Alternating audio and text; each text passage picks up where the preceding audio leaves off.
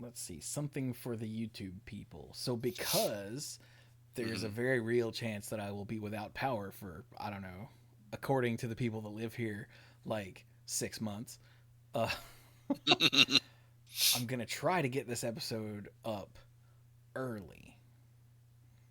So like when we're done here, I might actually do all of the encoding and whatnot instead of getting up and just going away. Right. I might actually do all the encoding and whatnot, and I might even put the episode together tonight so that then all I have to do is do the posting like tomorrow or Saturday, because it's not supposed to hit until what, Saturday night, Saturday evening. Now I don't somewhere remember. in there. Keeps moving around. So yeah, hopefully the YouTube people are seeing this early. Although if they're not seeing it early, then that might just mean that the power didn't go out, so I just was lazy and did it at my normal time.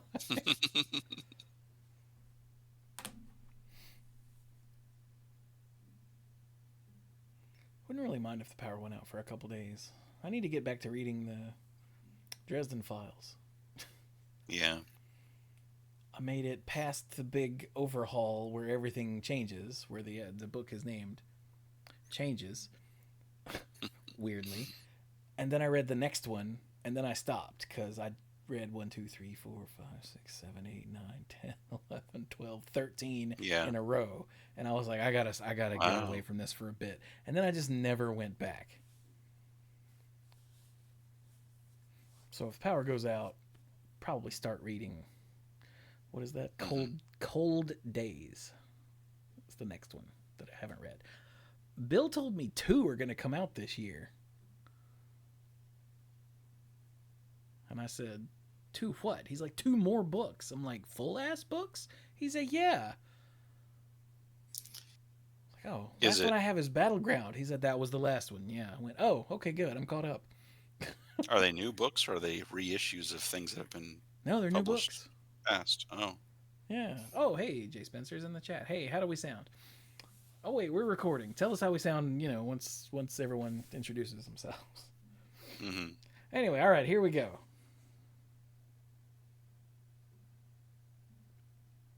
Oh, jam. Hello, everyone, and welcome to the Mana Pool. This is episode 744 of the Mana Pool. 744. Does that mean anything to anybody? 744? No. No, me either. Why do the plane names all end in 7? That's weird. That's just a Boeing convention for those models. You're a Boeing convention. I don't know what that means. Oh my god. So yes, hello, I'm Chewy. As always. Brian is not with us yet. He'll show up at some point, in theory, unless he decides not to, in which case we will end the show early and hunt him down. But Mike is here. Hello. That one was Mike. Dirk is here. That's me. That one was Dirk. And we're back. We're talking about more Lorwyn, because why not? So this is something I brought up actually between... Oh, what is that? Oh, Mike resubbed for the 70th month. Holy crap. Yeah. Also, that was behind the episode number. I forgot. I used to have the episode number in a different place. So I need to move this up some. There we go. Anyway, I forgot that. Nope, I don't remember what that sentence was. Mike resubbed and completely threw me off. So you just forgot it all, completely. Yeah. Oh, yeah, I brought up between the odds and ends and starting the actual show. So in that limbo where no one hears what we say, I was like, nobody compared to usual preview episodes, nobody came to last week's Lorwyn stream, even though it's Lorwyn and everybody loves Lorwyn. And oh my God, we're going back to Lorwyn. There were like 2 people here. And then the YouTube versions of the preview episodes usually get, the most views, and like nobody's watched it. And I was like, is everybody burnt out already? It's the first of 7 sets this year. Y'all got to wait till like number 3 to burn out, don't you? I mean, you don't have to, because we had 6 last year, so why not? I'm just curious. If you're hearing this, are you sick of Magic too?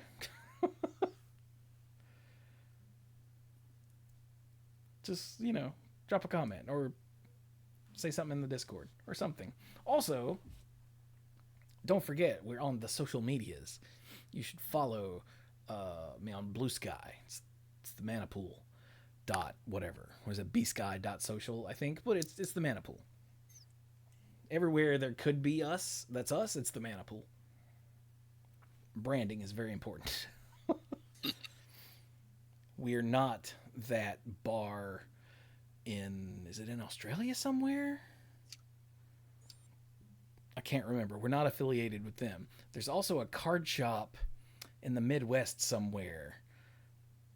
A while back, someone popped into the Discord and was like, and I was like, hey, welcome. And they were like, is this the one for the card shop in wherever? And I was like, no, this is the, almost 20-year-old podcast. And they were like, oh, and left the server. And I was like, well.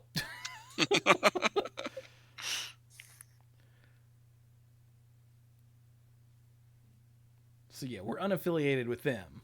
Or more accurately, they're unaffiliated with us because we were here first. Damn it. But anyway, let's talk about more Lorwyn. You want to? Yeah, let's do that. It doesn't matter if you want to. We're doing it. It doesn't look like they've added all the accidentally leaked Ninja Turtles rares and mythics to the Lorwyn card image gallery. No, but they did add them to the Ninja Turtles card image gallery. So they're all official now. Yeah, that was sporting of them, I guess. But yeah, so that's a thing if you didn't know. At the Lorwyn pre-release, because quality control is not a thing they do anymore, a lot of people were getting, I think they were just foils. Yeah, just foils. So it must have been like specifically foil rare and mythic rare sheets that somehow found their way into the mix for packaging up the pre-release kits. Yeah. So that's hilarious and sad. So now they've shot their own preview season in the foot because they're bad at this game. Just yet another example of things that show the quality control at Wizards of the Coast is really just not a thing anymore. I just can't believe I just can't believe that the manufacturer could make a mistake like that. I mean, what kind of knuckleheads do you have loading the machines that lets that happen? I mean, I think you might have answered your own question. Yeah, I guess so. Knuckleheads. Oh, well. Let's start off. I asked the Discord about cards that they wanted us to be sure to cover. Awesome. So, these are old cards. Are there a bunch of reprints or collector boosters and draft night? Oh. What? Alright, I'll just type it in. Yeah, there we go. Alright, you guys know the Tree of Perdition in black? Is that a reprint from Innistrad? Or am I thinking of something else? I have no idea. I really don't want it to be alone on the screen. Grave Titan? Commander decks and the Blight Curse Commander deck. There's Tree of Perdition. There we go. Okay. I'm going to have to actually turn on some filters here to I need to check my filters because that's not coming up for me. What's coming up? What's not coming up? The Tree of Perdition. I need to check my filters. I have no filters. Okay. Like I have in life. What color? Yeah, was I it? had mine set Black. to Lorwyn Eclipsed only. Oh wait, is Soul Immolation the new card? I don't know the. This is my problem. I don't know these logos. So Tree of Perdition, yeah, that's a reprint from one of the old Innistrad sets.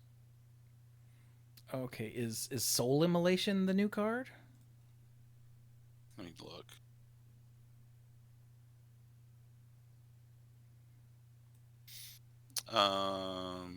Yes, this is new. Ah, okay. It has one of the new mechanics. Oh, it does? Oh, it does. I hadn't read the card yet. It's the first thing people posted. Who is this from? This is Chifuji. So, hey Mike, tell us about Soul Immolation. So Soul Immolation, okay, the most important part of this is that the art is by Drew Tucker, and it's really creepy and great. That is great. I dig that. So Soul Immolation is a mythic sorcery for 3 red. As an additional cost to cast the spell Blight X, X can't be greater than the greatest toughness among creatures you control. As a reminder, when you blight a certain number, you put that many -1/-1 counters on a creature you control. Soul Immolation deals X damage to each opponent and each creature they control. So yeah. Okay. So are people talking about Tree of Perdition and Soul Immolation? Yeah. Because the Tree of Perdition is a 0/13 plant with Defender that says tap, exchange target opponent's life total with this creature's toughness. So I guess it works in either direction. You can either Yeah. You can either if the tree is exchange tougher, and then blight, or blight and then exchange. Although one makes more sense than the other, I guess. Yeah, either way, you just make sure you have the situation where the tree is now tougher than your opponent's life total, and then you immolate. Yeah. So that's a nice little have a 4-cost thing out, play a 5-cost thing, win game. Yeah, I just like Soul Immolation as a card. It's just good, sacrifice one of your things to wipe your opponent's board. Yeah, it's pretty classic, like white or black, but because it's done with damage, it's red.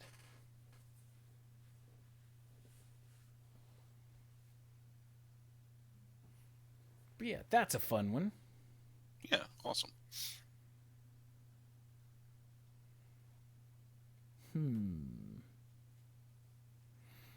Okay, here we go. Infinius said, I think Blossom Bind is a big change to that kind of effect, and the fact that it's cheaper says a lot about past cards with a similar effect.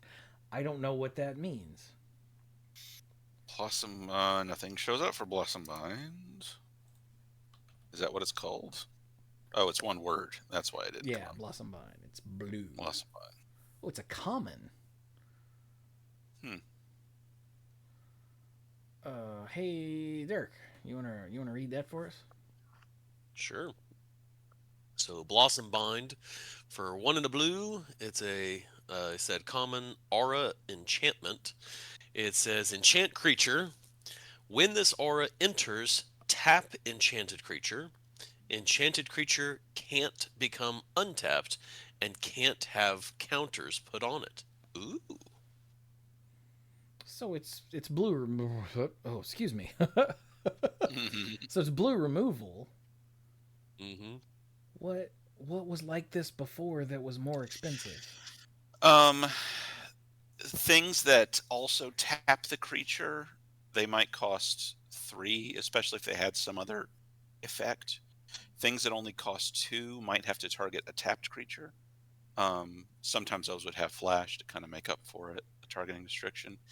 This, though, it's even stronger because it doesn't just say doesn't untap during its controller's untap step. It flat out says can't become untapped, like at all. Oh God, my brain turned that into doesn't untap at its during its controller's untap step. Oh. So that's a pretty beefed up version of the effect, really, when you think about it. And it's at common, and it costs 2. Yeah. Huh. And because it can't have counters put on it, its controller can't even use it for blighting. Yeah, you're just SOL completely on that, aren't you? Man.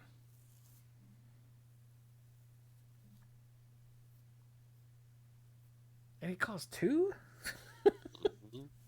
What? And it's common? What? Okay. Alright, and Phineas also said mirror form. Is that blue? That sounds like a blue card. Oh yeah, Probably. there it is.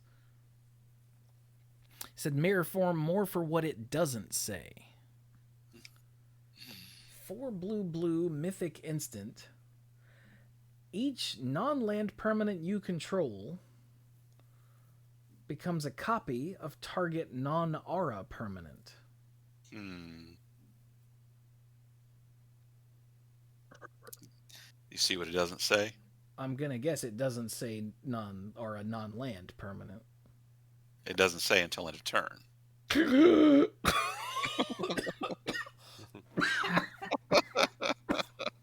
Oh my God. I know. Yeah, my brain inserted that. Because of course it's until end of turn. That would be really stupid to not last until end of turn.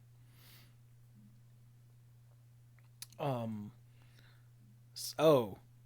After that, he said, see Chewie's thought that things cater for digital nowadays. Yeah, like, how the hell do you keep track of that on paper? You just make a with stack? something this big, it's probably not that hard. Because everything is the same thing. I mean, when you cast it, everything's the same thing. But what about 5 turns from now? Okay, well, I mean, 5 turns from now, you should be laying things out on your board to make it clear to everyone what's going on. These things on this side are the mirror form things. These things on that side are the things that came onto the battlefield afterwards.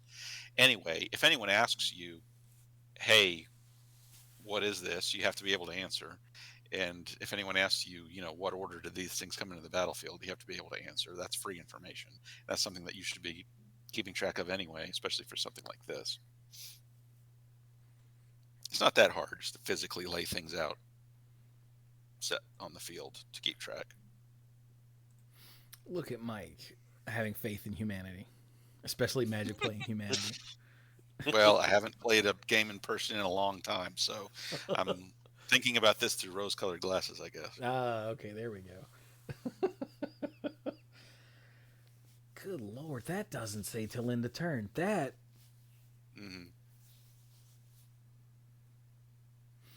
That's ridiculous. Yeah. And Jay Spencer notes in the chat. Mono blue ramp. Turn all your tokens into lands. I mean, I guess. Although it costs 6, so... It costs 6, but it's also an instant. So, end of turn, you mirror form, and then slam something huge after you untap. Yeah, like a polar kraken. That'll show up. Yeah, just like that. Oh, it's so big. It'll probably be something boring like Ulamog, whatever. Lame. Emerald, what? Aw.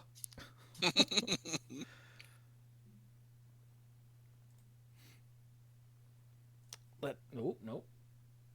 Oh, that didn't change what the chat sees. Damn it, where's Discord? There we go. And also similar thoughts on Curious Colossus. What color is that? Oh, it's white. Okay. What's that do? That is for 5 and 2 white, so a total of 7. It's a 7/7 giant warrior that's mythic. When this creature enters, each creature target opponent controls loses all abilities, becomes a coward in addition to its other types, and has base power and toughness of 1/1. That also doesn't say until end of turn. Ugh. Nope.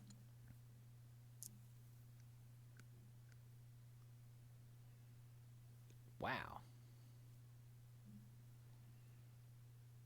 You're running red, Goblin Sharpshooter. That's right. That is pretty funny.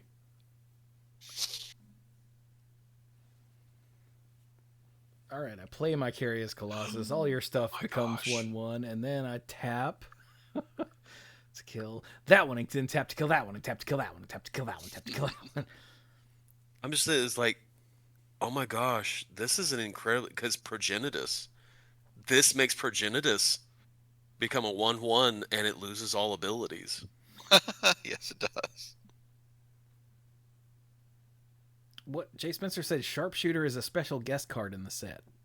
What the hell? Awesome. What?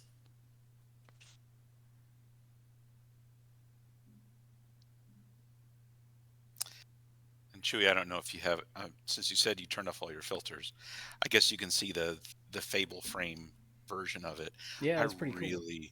I really love this art here. I really like the Fable frame art. Yeah, Looks like a cartoony. Looks like it looks like it could be from a cartoony Theros. It looks like when you're watching a normal cartoon, and then someone in the cartoon starts telling a story or describing a flashback or a myth in this case. I know exactly what you mean. It would change art styles to look like this. Mm-hmm. Is that what they all look like? A lot of them. Nice. All right. Well, that's the first batch of cards that that people brought up. What do you guys want to talk about? Gosh, I'm trying to remember. Was there another cycle that we didn't get around to talking about last time? There were the champions, I think. We were gonna do. Okay. There's probably something else that's not jumping to mind right this second. Should we do the champions? Those are fun.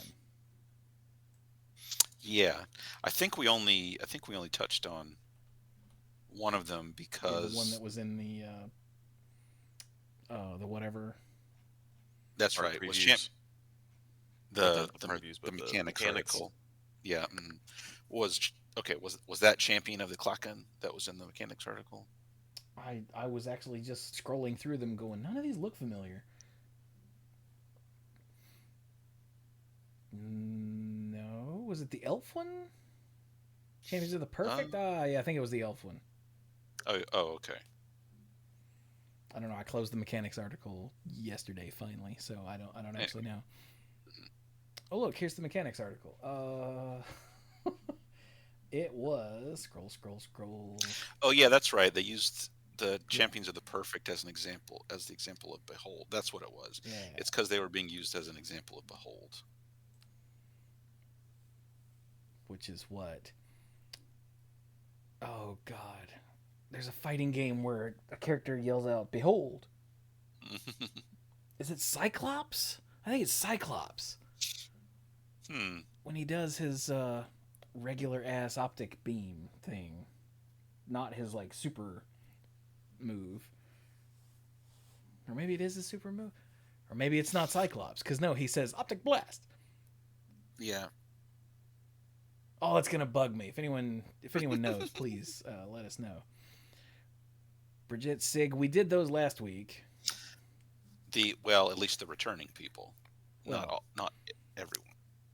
But I think we did. He said the cycle of transforming cards, which I think we did all of those because I think they're all returning people. I thought but there were a they might few not. more that aren't returning characters. Oh, okay. We'll see.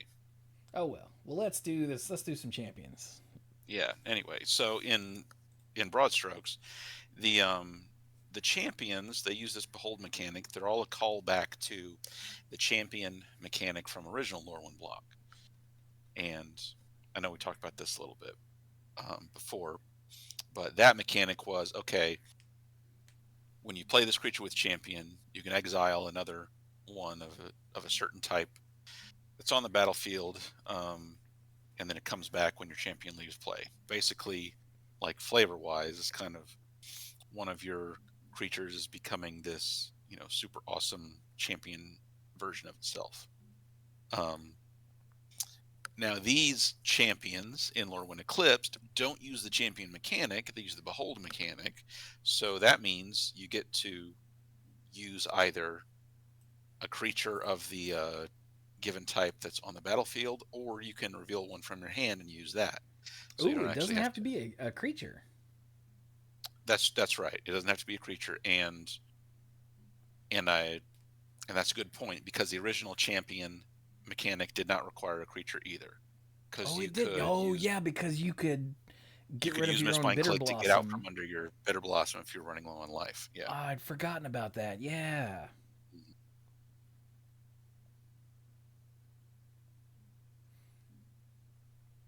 So, All right. So they all do basically the same thing.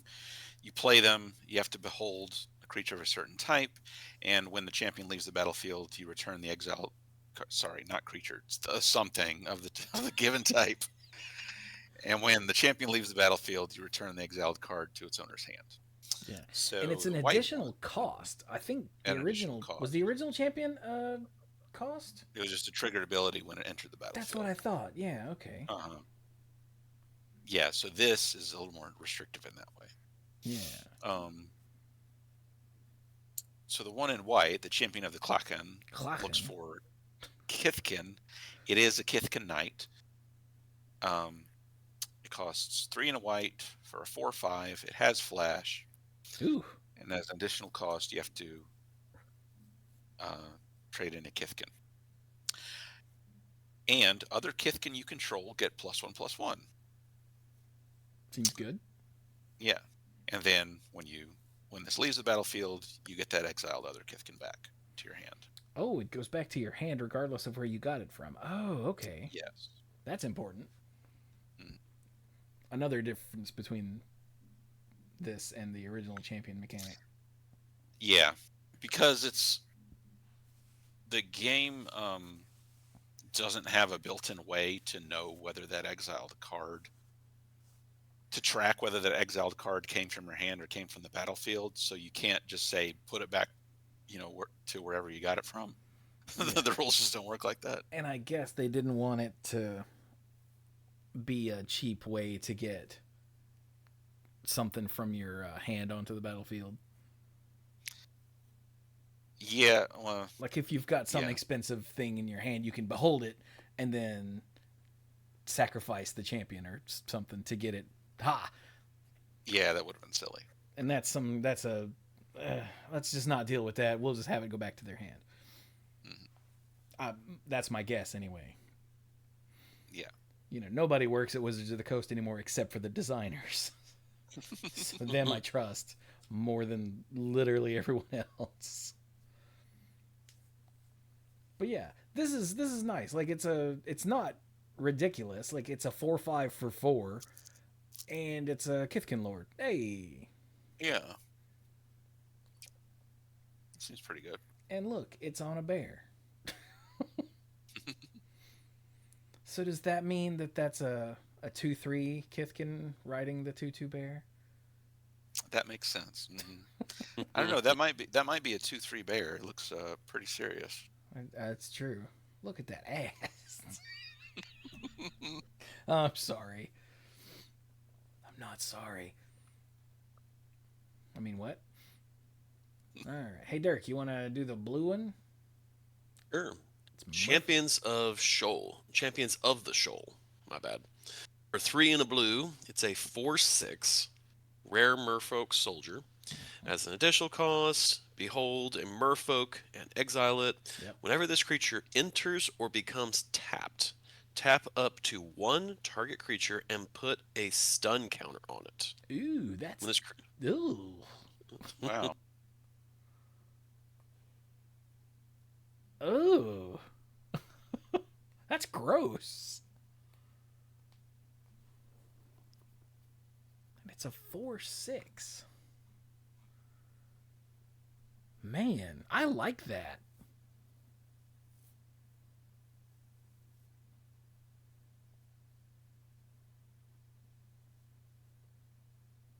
Dorks? Hello? What happened? What? oh, The there he is. stream. What the hell? Was it just your Discord that broke this time, or Yeah, everything? I don't know if Disconnord. I just got Disconnord. I don't know if Discord just disconnected again, did that thing where it magically restarted or what, but all of a sudden I was like, that's really gross, but I like it. Dead silence. Dorks? Dead silence. Hello?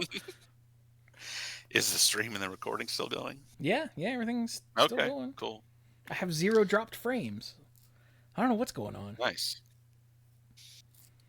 But yeah, I agree. That is really gross, and I do like it. It makes me think of Frost Titan. Yeah. It feels really strong. You go to hell, Mike. Bringing up the Titans in 2026. We've talked about this. I mean, if you print a card with that ability on it, you can say bad things about them, but they keep coming back. Wasn't there a movie about that? Not bringing back the Titans, but remember the Titans? Oh, that. I was thinking of Sometimes They Come Back. And the sequel, Sometimes They Come Back Again. No, I wish I was kidding. I think that's actually really clever. All right, then. So that's gross. The black one, Champion of the Weird. All right, this is my kind of card already. I've not read what this does, and I don't need to. All right, it's a rare Goblin Berserker. It's a 5/5 for 3 and a black. So we keep getting more power and toughness and whatnot added on. Mm-hmm. You behold a goblin, of course, and you pay 1 life and blight 2. Target opponent blights 2. Activate only as a sorcery. All right, well, That's fun too. I like that. the card is aptly named because that's weird. Uh-huh. I guess, like, the idea is because there's no mana cost. It's just 1 life and blight 2. Mm-hmm. So presumably you could do, with enough life and creatures to blight on, you could severely hamper your opponent's ability to do anything. Mm-hmm.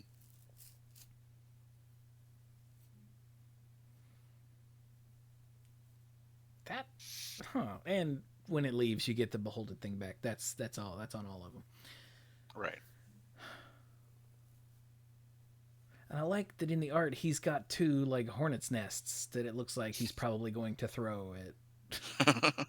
Uh-huh. I guess that would be the blight too. Yeah, that makes sense. Okay. Yeah, that would be. That is a champion of the weird. I don't. I like that, and because you don't get, because you don't get a choice in the matter for where your opponent puts those counters, unless they only have a couple of things. That's why the cost to activate it can be so cheap. Really. That's a good point. And things like this, I don't know. It's decently symmetrical, and if you build your deck to be ready for this, then you can really get a lot of mileage out of it, because 1 life and sacrifice a stupid 1/1 is a small price to pay for weakening your opponent's board.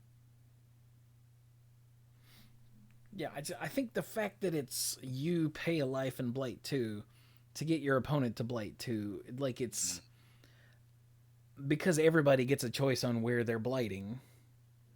Like it doesn't seem like it's terrible. Like if it was pay 1 life and blight 1 to make your opponent blight 2, I guess then it would be kind of stupid, wouldn't it? Yeah, that'd be too good. Yeah. Huh. Maybe pay 2 life and blight 1. That still seems like it'd be kind of stupid. Okay, yeah, I get it now. 2 life would stack up a whole lot faster. Yeah, it's pretty cool. Huh. And then the last one, because we did the green one last week, Champion of the Path. Did I ever tell you guys about Path? I don't know. That is proper noun, Path. My sophomore year of college, my buddy Rob and I used to like to just get in the car and just go drive somewhere, and go get lost, because gas was cheap then, and we were young and dumb, Yeah. And on these late night drives, occasionally, we would get hungry, and we would stop somewhere and grab food. And we went into an Arby's once, and there was a guy working there whose name tag said Path. And like we were sophomores I was a sophomore in college. I think he was a freshman. And like you could tell that this was like college philosophy drama double major dude. Like Path was a weird dude. And just in the little bit of time we interacted with him, Path became something of a legend. And yeah, he was a trip. I swear, I think I ran into him again working at another restaurant a few years ago, while I was dashing. Yeah, like the name tag didn't say Path, but I got a very it tripped. I have this thing where I remember faces forever, but I'm terrible with names. Right. I also have no shame, and I'm probably, undiagnosed on the spectrum. So I will just walk up to someone and be like, "Excuse me, do I know you?" But I didn't do that for this guy. But he tripped my I know this guy. Sense in my brain, and all that I could think of was, is this Path? Is Pat still working at like Arby's and spreading wisdom to the customers? What? Anyway. That's awesome. Had it occurred to us at the time, one of us would have made it a screen name, Champion of the Path. Anyway. Somebody read this thing so I shut up. So this, for 3 in a red, I guess they all cost 4. It's a 7/3 elemental sorcerer. For this one, you have to behold an elemental and exile it. And of course, it has the last ability that when this leaves the battlefield, you get that exiled thing back. Whenever another elemental you control enters, it deals damage equal to its power to each opponent. Excuse me? Good Lord. Yeah. I guess it's a good thing it's another, since it's a freaking 7/3. Right. Mm-hmm. Yep. What it... I'm sure people can live the dream, just bouncing these off of one another. One champion and another champion. First champion again, the second champion again. I mean, you'd have to have a third creature, right? Yeah, to start it. No, I mean, because you can't... What do you mean? Well, you can't cast the second champion and behold the first champion, because then it won't be there to see it enter the battlefield. Oh, you're right. I confused myself. Yeah. I forgot it was an additional cost to cast. Yeah. I'm still thinking of the old champion. stuff. Ah, okay. Oh yeah, with the old champion, this would totally work, wouldn't it? Mm. Oh, that would be disgusting. Thank goodness they didn't do that. But yeah, like, this is meant to play with the old champion, which was a 10-2. And ball lightning. Ball lightning's an elemental. It all comes back to ball lightning, everybody. Well, and that's funny because was ball lightning, wasn't there a whole bunch of elements that you could pay some little cost and they come in kind of like ball lightning where they just come in for a second and then they do their thing and then they're exiled or go to the graveyard? There was for the cheap. little, there was the Yeah, there 3-1 common one that was essentially a ball lightning. And there Spark were elemental. several things across old sets that would make like X1-1 elementals, and there was some card that made multiple of the 3-1s. Mm-hmm. Wasn't there an ability cost or like an ability that did that too, that paid the something ability and it came in for one turn, like it had haste, came in, and then it had to be exiled at the end of turn?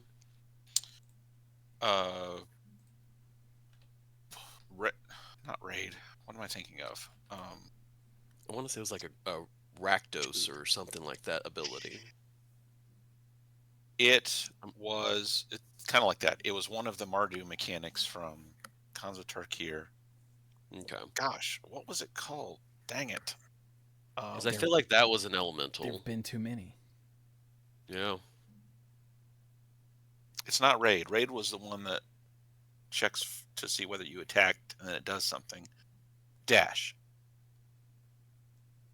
The dash mechanic let you cast a creature for that dash cost. It came in with haste, and then it went back to your hand at end of turn. So I did a search in Scryfall for 3-1 elemental, and I got 13 cards that make 3-1 elementals. Yeah. I think. Okay, no, because some of them are elemental shamans from original Lorwyn, but some of them, it looks like most of them have haste. Yeah. There's also a spell, Firecat Blitz. It was either from Torment or Judgment. Yeah, that one made 1-1s. That made X1-1 cat elementals with haste, and it had a flashback of red, sacrifice X mountains or something like that. I loved Firecat Blitz. Feral Lightning is a sorcery that makes 3 of the 3-1s with haste. Awesome. For 6. I mean, maybe not so awesome, but still cool. Still cool, yeah. Chandra Flamecaller makes her +1 is get 2 3-1 elementals. Oh, cool. Does it say? You know what? This should be on. Hang on. This should be on this screen. Where did it go? Why am I so bad at internet? Yeah, there we go. Let's see here. Hearthcage Giant in original Lorwyn made 2 3-1s. Hostility, don't forget. Made Hostility. 3-1s. Lightning Coils. Rebellion of the Flamekin, if you want to do some clashing. You remember Clash?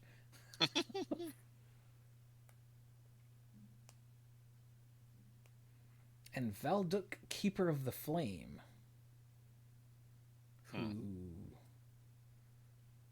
I don't... What is this from? Commander Masters, Dominaria Remaster... Oh, from Dominaria. There we go. I was like, I know I recognize this, and I don't know Commander Masters. Yeah, he's from Dominaria. Okay. Anyway, if you're looking for deck ideas... And let's just circle back. The fact that this says each opponent just blows me away. Because they used to... I remember back in the day, you know, playing multiplayer before Commander was a thing. Playing the... Yeah. What is the card that does this? Not Pandemonium. The one that There's I don't remember now. the one that only works for you. Yeah. Warstorm Surge. There you go. And I remember thinking, this takes too long to kill everybody. Mm-hmm. I kind of wish they would print one of these that says each opponent, and we all agreed at the time, they're probably not going to do that. At least this one is specifically, you have to have this out, and it's only for elementals, but still. Yeah. Mm-hmm. And I think that makes it okay.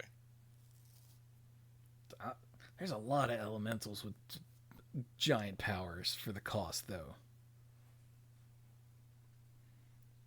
That could be a fun deck. Mm-hmm.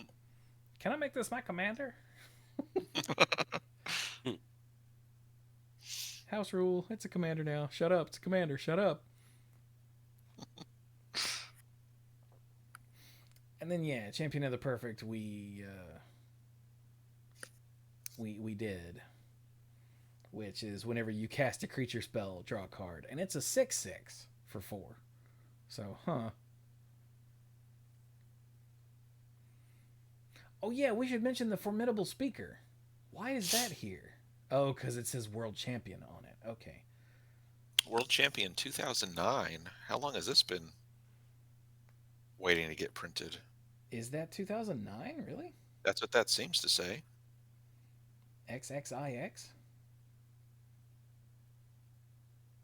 Oh, I'm being a big dummy. What the heck am I? I was like, That's just 29, isn't that it? 29? 29. World Champion 20. What the heck? World Champion 29. Yeah, 1929. It's even older than you think, Mike. Or Yeah. it's from the future. Maybe I didn't read it right because the first way I read it didn't make any sense. Okay. Are they just counting the World Championships now? Okay. Who knows? Maybe that's what it is. I guess so. But yeah, this is...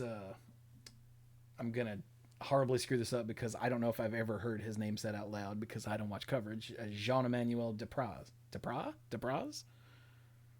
Depraz? I'm Southern. I can say it like that.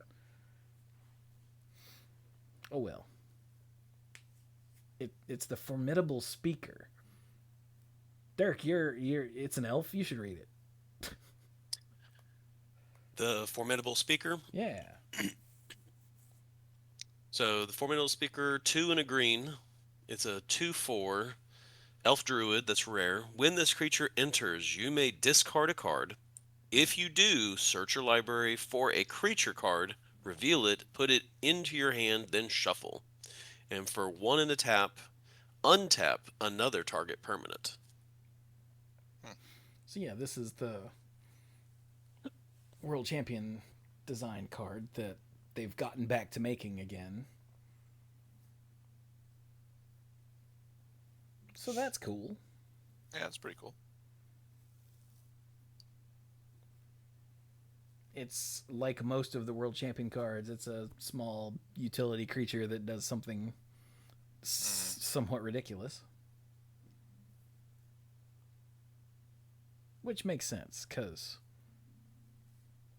that's how a World Champion's mind would work. They want something that they can play that will make their deck do the thing they want their deck to do. And I have no idea what sort of deck this guy was known for, because I haven't done Monday Night Magic in years, and I didn't actually pay attention to that sort of thing even when I did. But I'm guessing that this is related to one of his decks somehow. It wouldn't surprise me if it was anyway. Yeah, Yay. could have been.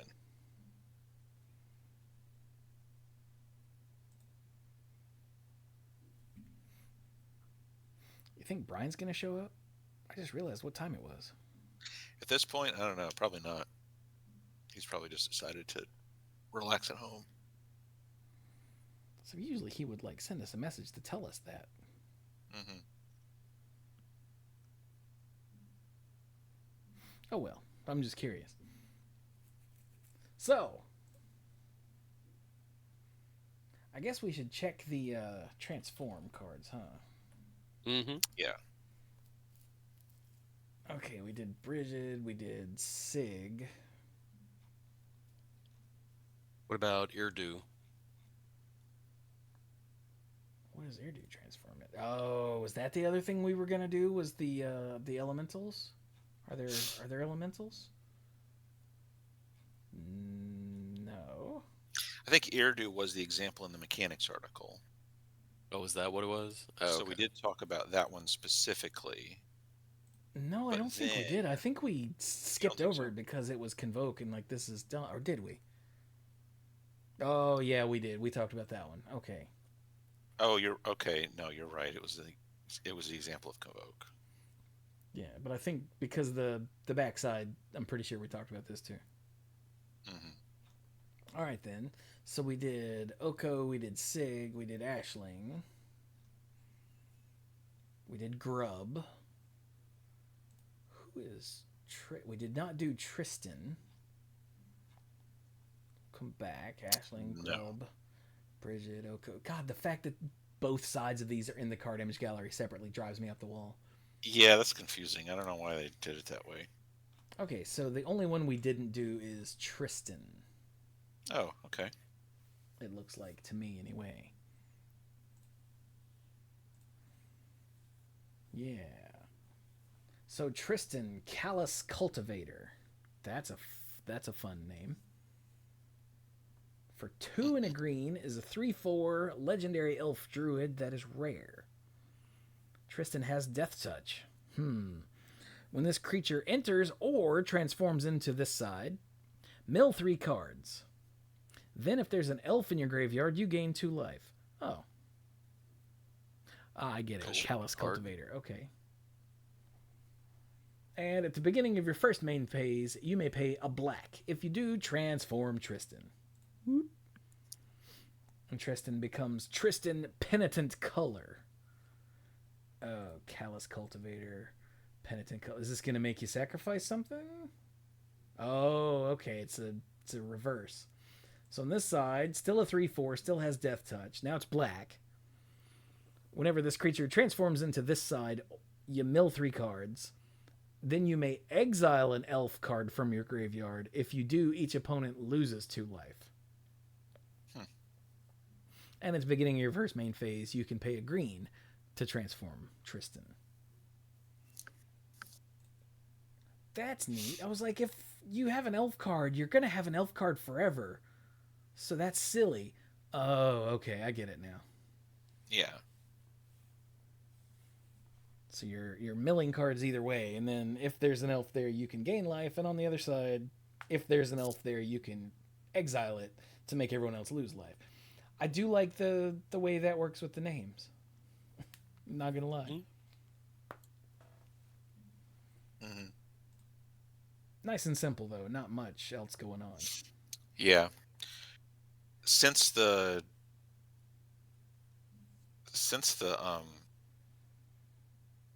takes so long for the pattern to repeat for the gaining and losing life, really what this card actually does is just you get to mill yourself for 3 each turn. Yeah. Because otherwise, you're black and green. Who wants to do that? Yeah. So that's what it's really for, and then the gaining and losing life is just a small bonus. Let the record show that it was Mike of all people who pointed that out, because yeah.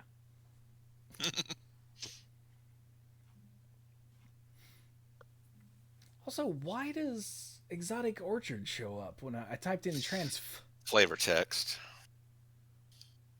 Why is flavor? All right. I guess so you can. I don't know. I guess you can find stuff that people said. Find people who said stuff. That's what I meant to say. Yeah. Okay, we'll go with that. Silly ass card image gallery. All right, let's go back to the Discord. What else do people want us to talk about? Excuse me. The Lava Leaper.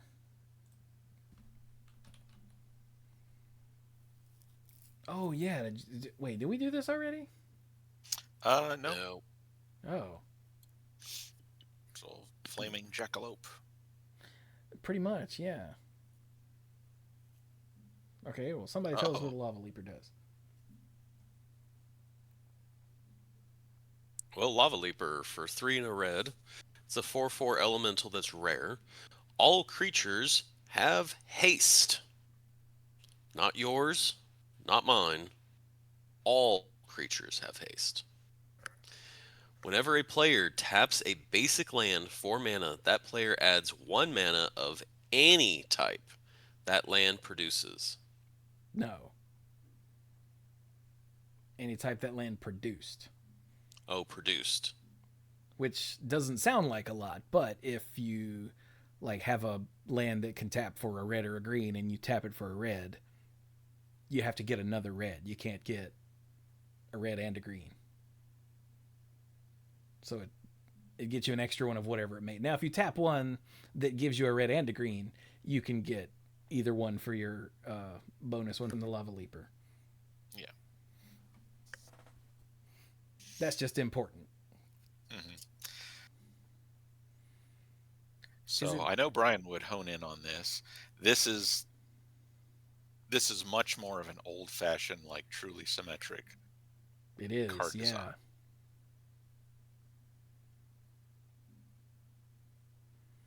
Because it's like the what? I'm trying to think. I guess Concordant Crossroads was all creatures. Fervor might have just been you. So, but anyway, yeah, everyone gets the haste, and then, more of an old style Mana Flare or Heartbeat of Spring, where everyone gets the bonus mana. It's not just something personal for you. Yeah, that means it's not as strong a card as it could have been if it used the only your side design.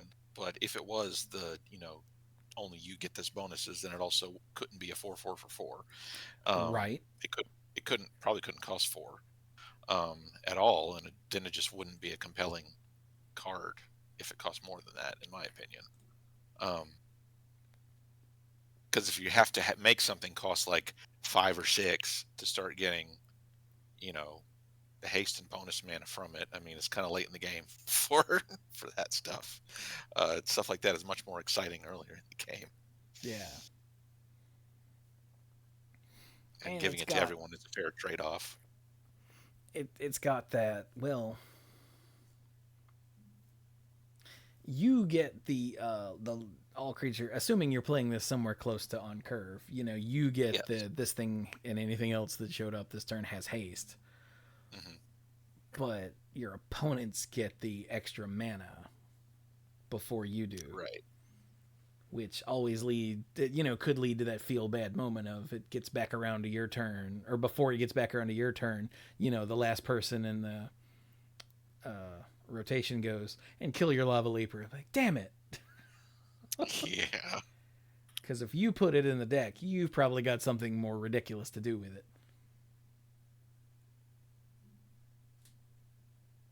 And yeah, Fervor was just creatures you control. Okay. And it cost 3 and did nothing else. Mm-hmm.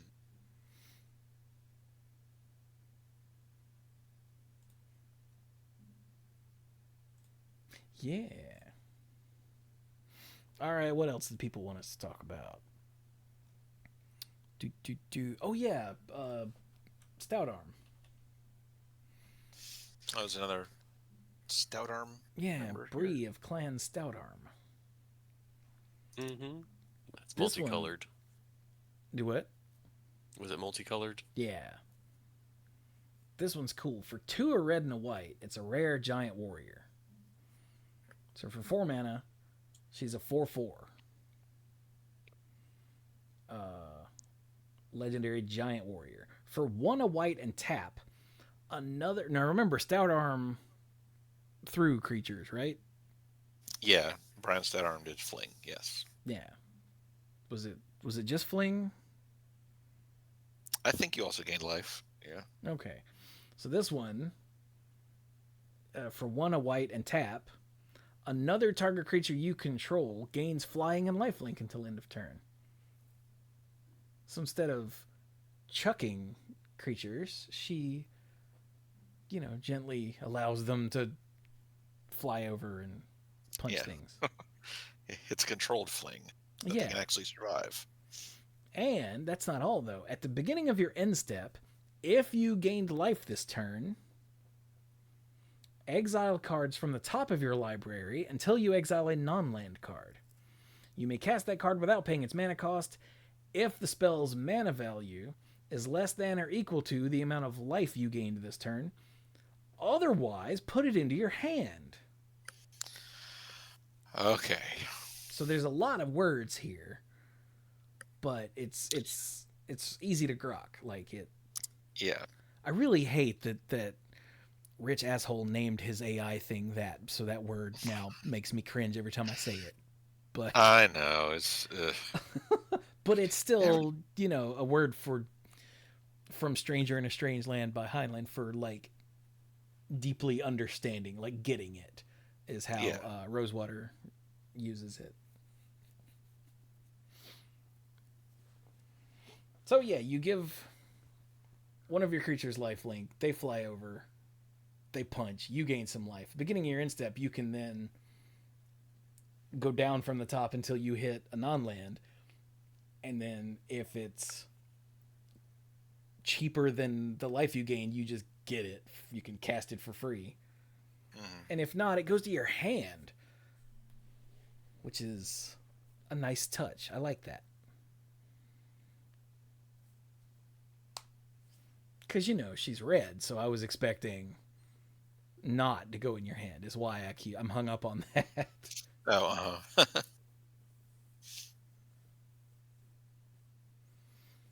So yeah, I like this card. Seems to be, I don't want to say ready-made for Commander, because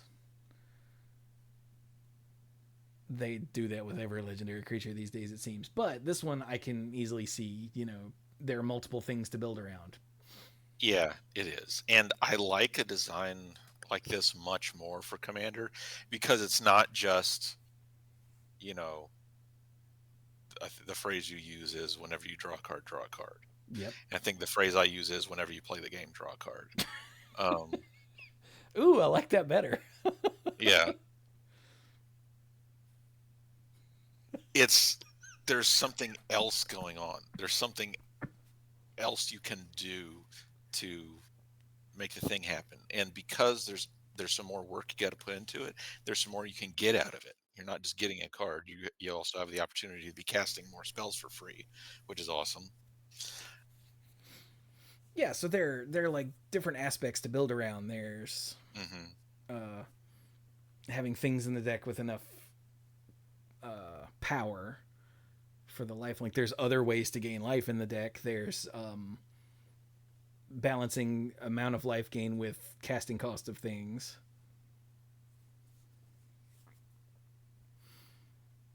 Yeah.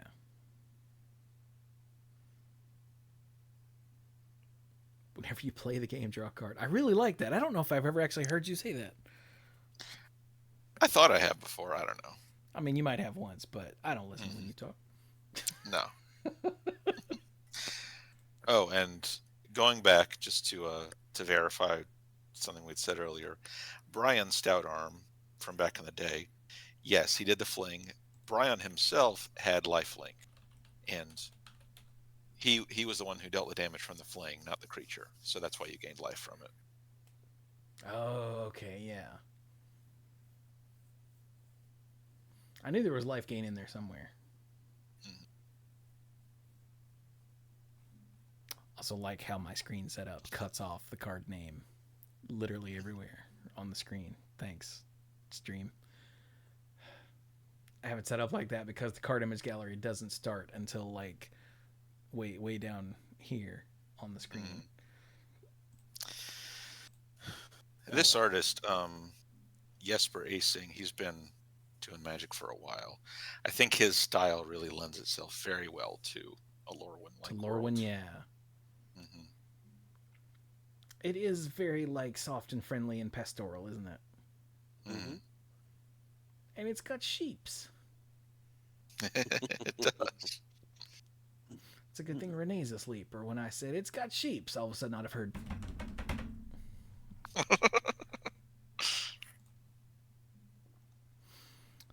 Lord. All right, what else? Love a Leaper.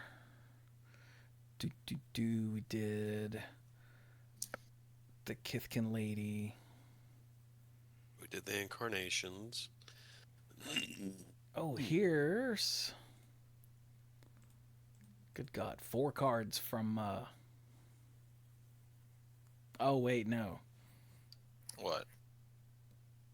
Interesting. Okay, so there's who is this? Freaking streamer mode makes it to where I can't see who this is. This might be last. I don't know. Streamer mode. It's someone who starts with an L. I don't know. I'm sorry. Posted 4 cards: Personify, Springleaf Parade, Stalactite Dagger, and the Feardock Core, and said all of these would have been Kindred Shapeshifter with Changeling and original Lorwyn block, but now only the Mana Rock is here. Personify. Let's see here. Personify. Exile target creature you control, then return that card to the battlefield under its owner's control, and you get a 1/1 Shapeshifter. Probably right. That probably would have been a Kindred. I mean, Crib Swap was a Kindred Shapeshifter card. Yeah, that's the exact same thought I had to compare. Springleaf. There we go. Spring. Wish I could type. Springleaf Parade. Ooh. Ooh, this one's cool. Hey, Derek, read Springleaf Parade. All right, Springleaf Parade for X and 2 green. It's an enchantment. When this enchantment enters, create X 1/1 colorless shapeshifter creature token with Changeling. Creature tokens you control have tap, add 1 mana of any color. That is really cool. Yeah, I just like this a lot. It's like they're not elves, but they kind of do elvy things. Yeah. But they are elves because they have Changeling. I mean, yeah. They're also apes. They are. I mean, they're also zombies, but Ninja Turtles. They are also advisors. Oh my God. Are they nobles? Is noble still a thing? Nobles, yes, noble. Yeah, okay. They're also ninjas. Oh my God, they're warriors and cowards. Oh no. no, They're not cowards. They are. Because coward never had a... It's not a type on a card, is it? It's a creature type. Oh, is it? Yeah, if it wasn't a creature type, then effects that say something becomes a coward wouldn't work. Oh, that's true. If it wasn't a creature type, you wouldn't be able to add it to a creature or give it to a creature. Oh yeah, I guess it doesn't have to be printed on a card. It's just defined on a card. Yeah, it just has to be defined in the rules. In the rules. As one of the creature types. Okay. See, I can see this one being potentially a Kindred Shapeshifter card in original Lorwyn. That's really good though. Like, I just like that. It is. And it's nice that they called back the Springleaf drum in the name and art. Yeah. That's amazing. A little unassuming common artifact from original Lorwyn block that became like a modern defining card. Right? Yeah. And then the Stalactite Dagger is a common equipment for 2. Equips for 2. When it enters, you create a shapeshifter. Equipped creature gets +1/+1 and is all creature types. Wasn't there an equipment that gave something all creature types? Yeah. And I think it was a shapeshifter. Was it not Stalactite Dagger? No. I see the art in my head. I see art with a creature holding something that looks like a stalactite. So what was it called? Let's see. Rune stalactite. Aha. Okay. Oh, that one was not a kindred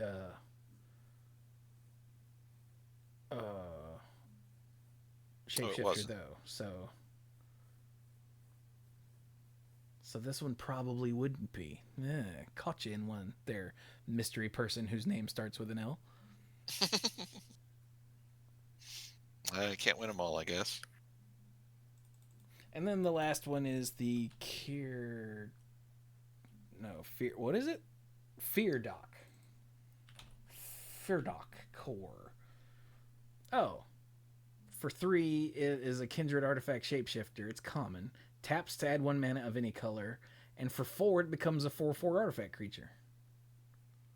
Oh, that's draft filler, right? Not filler. Draft deck completer. There is what that is. You know what I mean. Yeah, I know what you mean. It's a common thing with Changeling that is still useful. Mm-hmm. Okay. Wow. Yeah, that's any beholding you need to do. This thing is just right there for you. Yeah, it's just hanging out there waiting on you. Mm-hmm. Yeah. Okay, then. Looks like that's everything in the Discord that was brought up. Huh.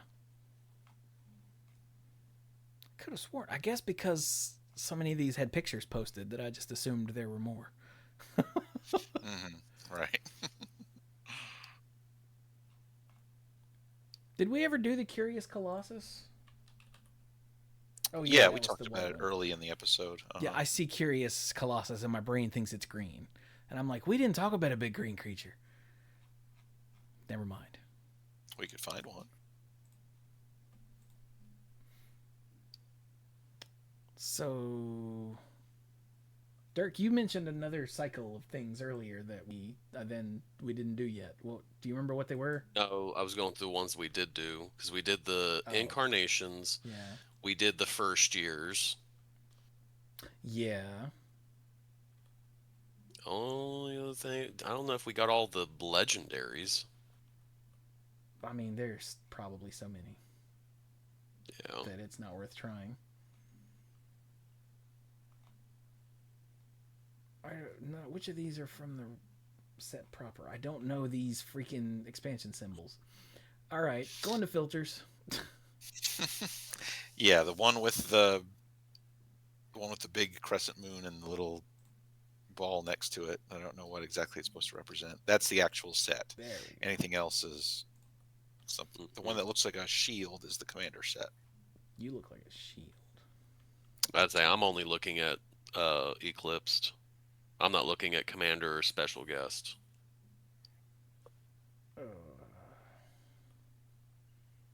Why does the card image gallery suck?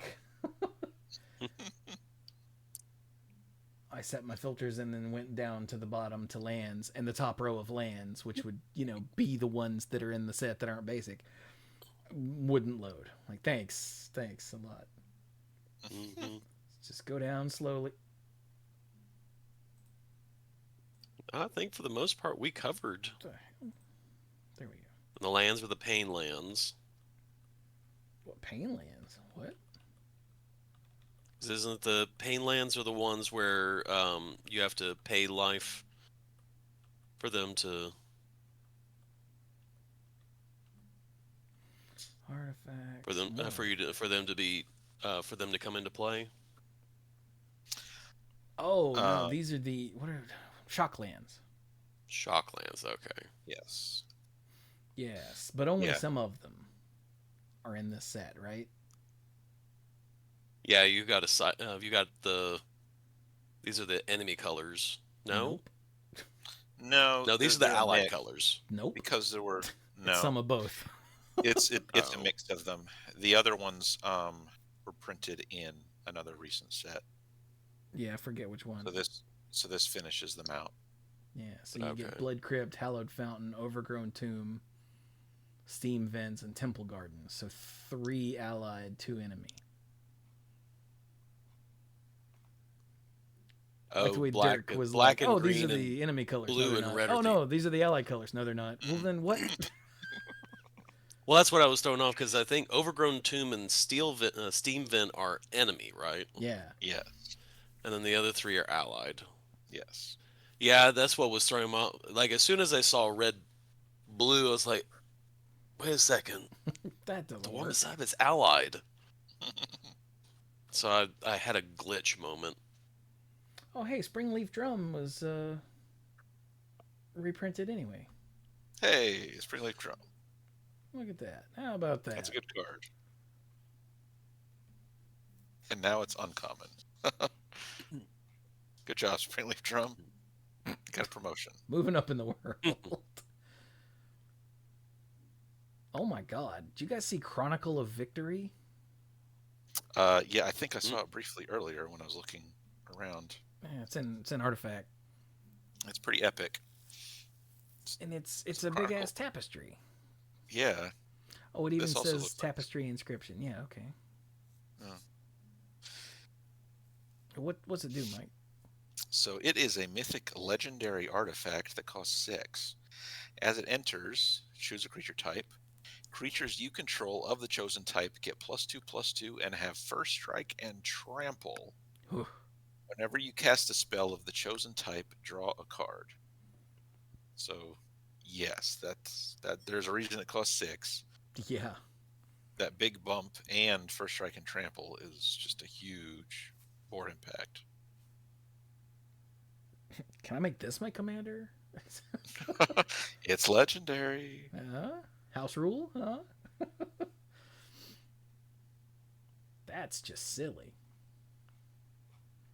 What is it? +2/+2, first strike and trample. Jesus. Let's just get away from that before I vomit. Oh, I love there's 2 colorless draft deck filler outer. I know there's a word for that, but I can't think of it. Yeah, I can't either. Because it's not like it sounds disparaging if I say it's draft filler, because it makes your deck work. Yeah, 2 Draft common blue, colorless changelings. One that searches up a basic land for 3 mana and puts it in your hand, and then one with flying that exiles 2 target cards from graveyards, and you gain 3 life. Oh, that's cute. For 5 mana. Wow, that first one though, for 3 mana, it's a changeling, so it's fitting your whatever your deck is doing, and it goes to get you a basic land. Good God, I'm gonna play that in every deck. What? And it puts you in your hand, not just on the top of your library, like a lot of That's true. cheap effects like this have been designed to do in past years. Yeah, that is super solid. That's one of those that if you get it, you're not going to get it last card in the pack, but if you do, you're like, oh, bonus. Someone left this for me? Are you high?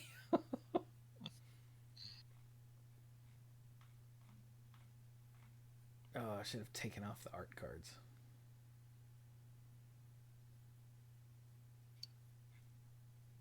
So we did Maryland. I don't know. What else y'all want to talk about? The Figure of Fable was one that we didn't get a chance to do last week. Oh, really? Okay. Do you know this one, Mike?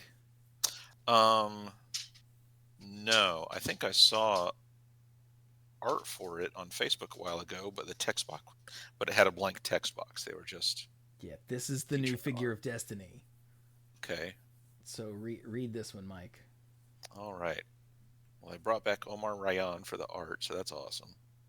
So the Figure of Fable, it costs a single green-white hybrid and starts as a 1/1. It's a rare Kithkin. Okay.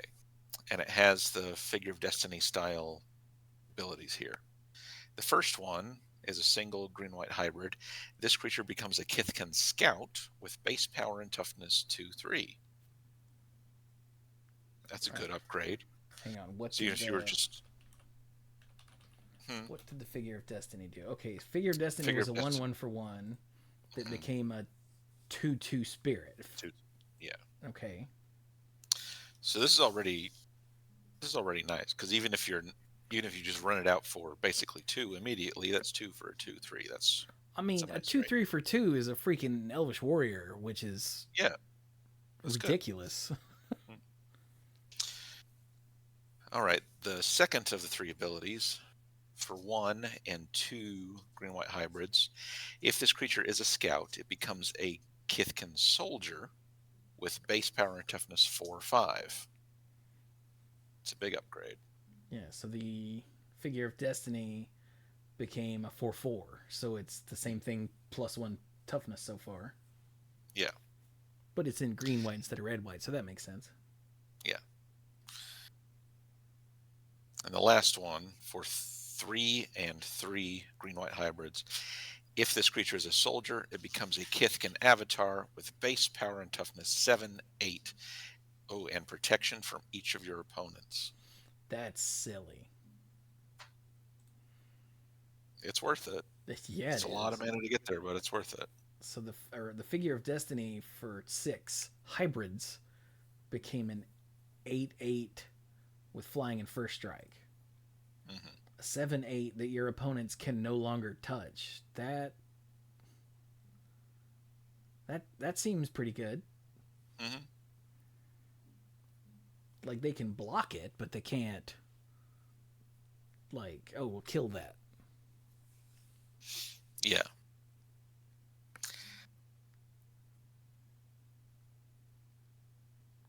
And when you add it all up, I mean, 11 mana is a lot of mana, but you're getting a lot once you finally get to the end. True, yeah. And like You're not the getting original, you know, you're happy to get it to you're happy to play it on its first upgrade. You know, the 2/3 for 2 is good. Mm. And then paying 3 more, you know, the next turn to get a 4/5 is really good. Like, hell yeah. Oh, yeah. Yeah, the middle stage can take over a game if you're playing right. So, yeah, this I dig it. Mm-hmm.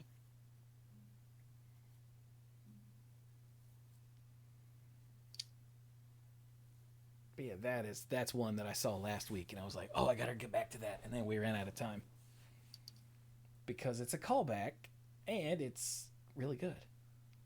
Yeah. Oh, hey, Yeah, it's a callback to a card that inspired so many other cards and even other mechanics. Yeah, what was the name of it? Level Up, right? Yeah, it inspired the level up mechanic, and there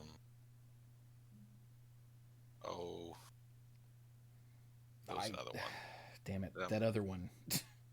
Yeah, dang it. Oh well. Well, someone listening is like, yeah, that one, and we'll be like, yeah, that. But like, I feel like we need to point out this can all be done at instant speed. Yeah, that's big. Yeah, when like it was such a big deal. Mm-hmm. Well, originally when, you know, damage could be put on the stack and whatnot. But that's not a thing anymore. Yeah. But when Level Up came out, we kept having to remind everyone it's not Figure of Destiny, it's sorcery speed only. And everybody would be like, oh, yeah, right. Mm-hmm. Because the Figure of Destiny was so, like, well-known and somewhat ubiquitous that Yes. Level Up that took that one card and turned it into an entire mechanic across a set had to be scaled down because it was ridiculously powerful. But since this is a new version of the Figure of Destiny, they don't have to scale it back, so it can be its own OP thing. And I likes it. Yeah.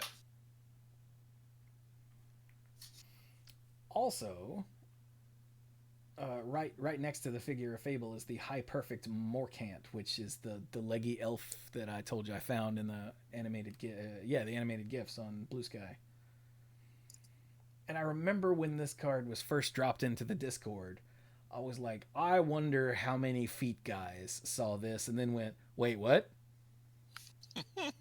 And I think someone in the Discord saw me say that and went, I've seen at least 2 myself that said that. And I went, oh.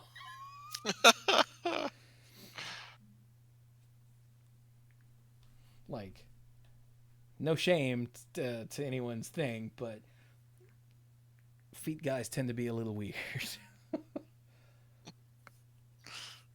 Not because of the feet thing. This is from people that I've dated in the past who have been like, you're not a foot guy, are you? I'm like, what? No. Oh, thank God. Why?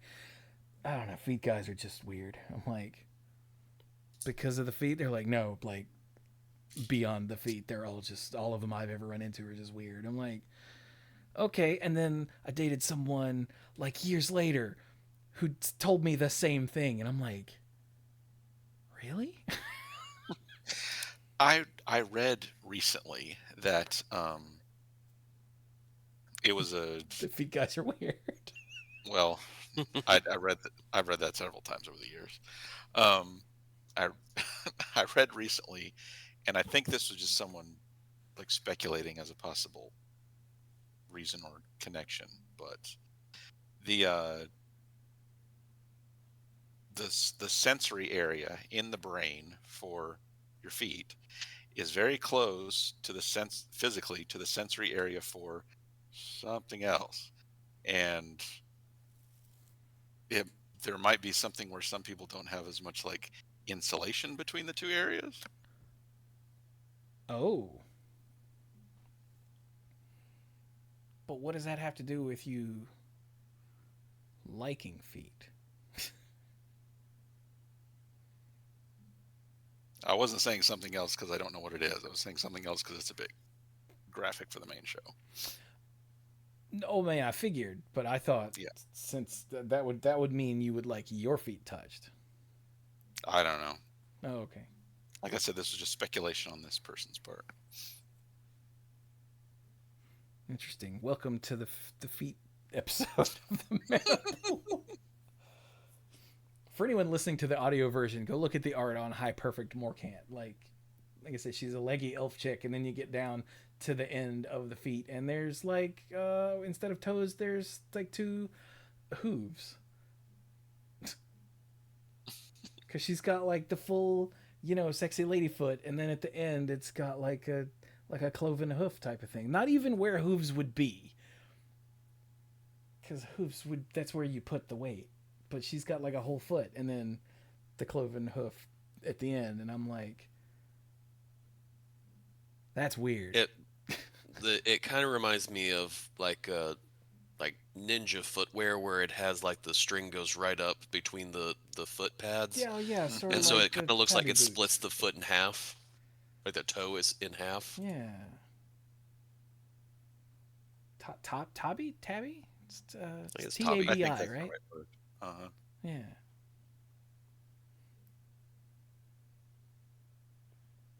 I guess if you squint real hard, she could be doing the like dangling thing that apparently is a thing. Anyway, let me scroll away from her. I don't know. Like I said, not trying to kink shame anyone. Just saying maybe don't be weird while you're being a foot guy. It puts some people off apparently.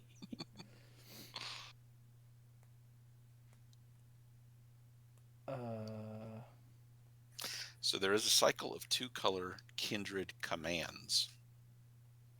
Oh yeah, I see Tristan's command here. Mm-hmm. All right. Yeah, there's 5 of them. Command. Really? Are they just not gonna? There we go. They loaded. It should. Okay. Yeah. I typed it in, and the first row didn't load. I'm like, come on, man. All right, let's knock these out. All right, so Ashling's command is the only one of these that's an instant. The other ones are all sorceries. So pay attention to what card you're playing. Ashling's command is for 3, a blue and a red. It's a kindred instant. It's elemental. It's rare. Okay, choose 2. Y'all know how commands work. Choose 2. The 4 choices are, you have 4 things to choose from.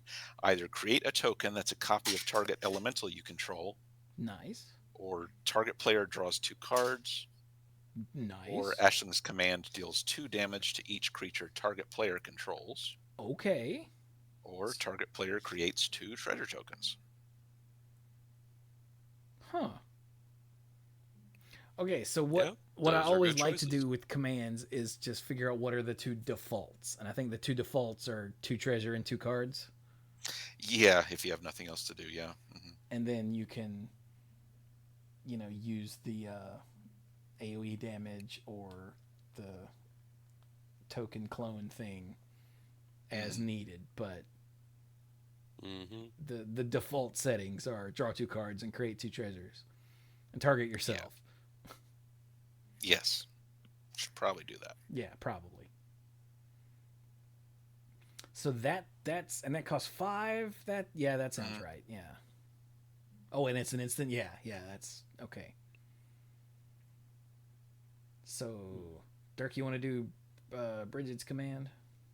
Absolutely. Brigid's command for 1 green white, so total of 3, is a Kithkin sorcery, not an instant. In this case, it also has choose 2. Create a token that's a copy of target Kithkin you control. Oh, they all have that. I just noticed that. Yeah. Okay. Yep. Target creature. So the second one is target creature creates. Wait, no. Target player. Sorry. Target player creates a 1/1 green and white Kithkin creature token. Target creature you control gets +3/+3 until end of turn. Okay. Target creature you control fights target creature an opponent controls. This is a weird ass card. Yeah. You know, This one's harder to figure out what it could do because Yeah, there's no you empty have board to default have, options here. Yeah. yeah, except for the Mhm. second choice, getting a token, you have to have something on the board already to get anything out of this. Yeah. Yeah. But like a combination, like the third and fourth one are great in combo with each other. Yeah, I was just thinking that. I really like because it'll resolve, in order. So you pump a dude and then have it punch one of your opponent's creatures. But it is again requires that you already have something on the board to do that. I also like it can be green white like ping, because you can create a 1/1 and then have it fight an opponent's creature. Mhm. No, because you have to choose the targets when you cast the spell, and that token won't exist yet. Oh, you do, don't you? Oh, that sucks. It is target creature you control. Boo. Yeah. Well, that's fine because green white shouldn't have pinging ability. So. Yeah, this one's a little weird. I'm guessing Yeah. that the default will either be like make a copy and something, or pump Make a something copy and and make a fight something. token. Yeah. Because 3 mana for a 1/1. Yeah. Unless does Kithkin have like a lot of Kithkin you control stuff in this set? I mean, they're the small go wide. They're one of the small go wide creature types. So, yeah, they have that stuff. Interesting. All right then. So then Grub's command. We're back to 5 mana, 3 a black and a red for another sorcery goblin. You choose to create a token that's a copy of target goblin you control. Okay. Creatures target player controls get +1/+1 and haste until end of turn. Ooh. Destroy target artifact or creature. Nice. And finally, target player mills 5 cards, then puts each goblin card milled this way into their hand. Ooh.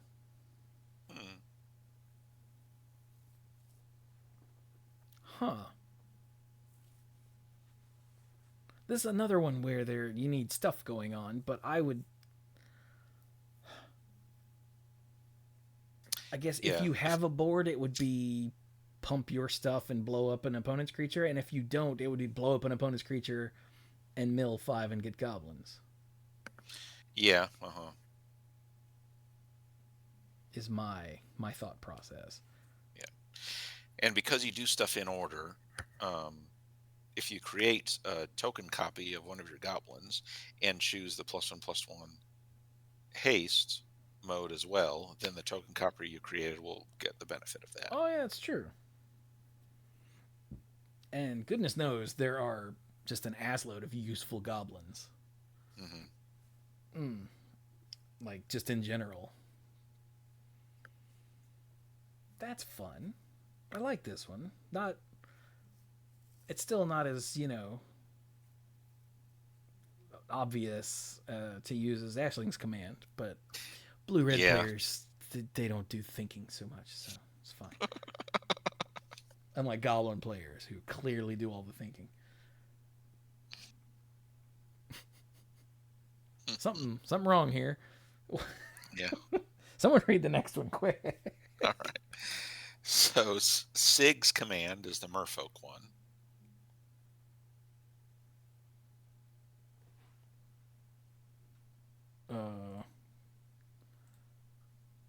Hello? I'm still here. I don't know what happened to Mike. Oh, we lost Mike. Oh, What? there Oh, he is. there's Mike. Oh, okay. Sorry. You said Sig's command is the merfolk one, and then you were just gone, and I thought my Discord screwed up again. Oh, no. that was me. So Sig's command is the merfolk one. Costs 1, a white, and a blue. So choose 2. Either create a token that's a copy of target merfolk you control, or creatures target player controls gain lifelink until end of turn. Ooh. Or target player draws a card. Okay. Or tap target creature, put a stun counter on it. Huh. Interesting. So we've got the kindred copy. We've got a big, like, just like the Grub's command. This one and Grub's command are very similar. We've got a thing that is good for all of your creatures. We've got a thing that is just good for you, and then we've got removal.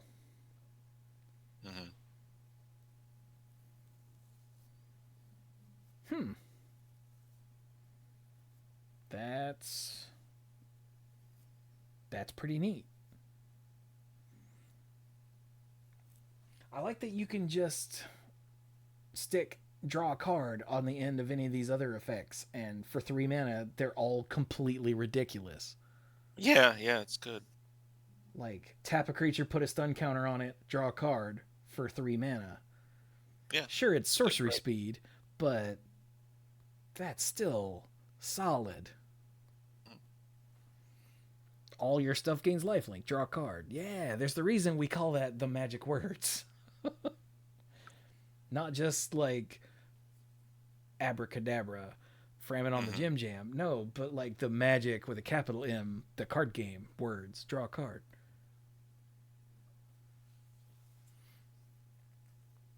Okay. I like that too.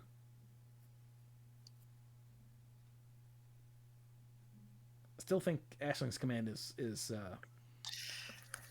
so far the generic best one, but Grub's command is a close second for me personally. For me personally. All right, so who's left? Tristan. All right, Elf Boy, what you got? Tristan's command for 4 black green, so a total of 6. This one is a kindred sorcery for elves. All right. Create a token that's a copy of target elf you control. Return 1 or 2 target permanent cards from your graveyard to your hand. Oh. Cool. Destroy target creature or enchantment. Okay. And creatures target player controls get +3/+3 until end of turn. Untap them. Just what? No wonder it costs 6. What is the destroy creature or enchantment? Is that Uh, Mortify? Mortify. Wait, no, Mortify was black red, black white.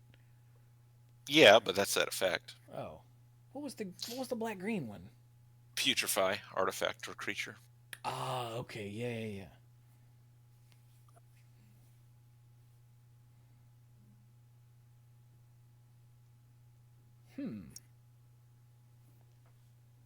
This is really good too. And the fact that it untaps the creatures that you pump means you can use all of your mana elves just to cast the command. Yeah, to cast the command or whatever else you want, and then you can untap them all. Which is kind of gross. Especially if you've got a spring leaf thingy going on. What was it? Parade. Yes.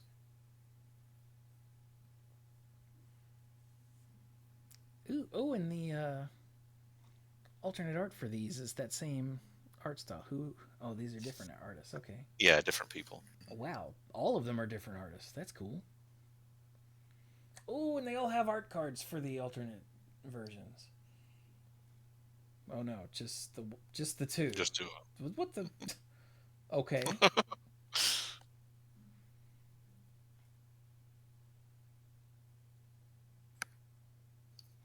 Oh, I see what's going on. I was like, why do all of the arts have the two because all of these creatures transform between Lorwyn and Shadowmoor.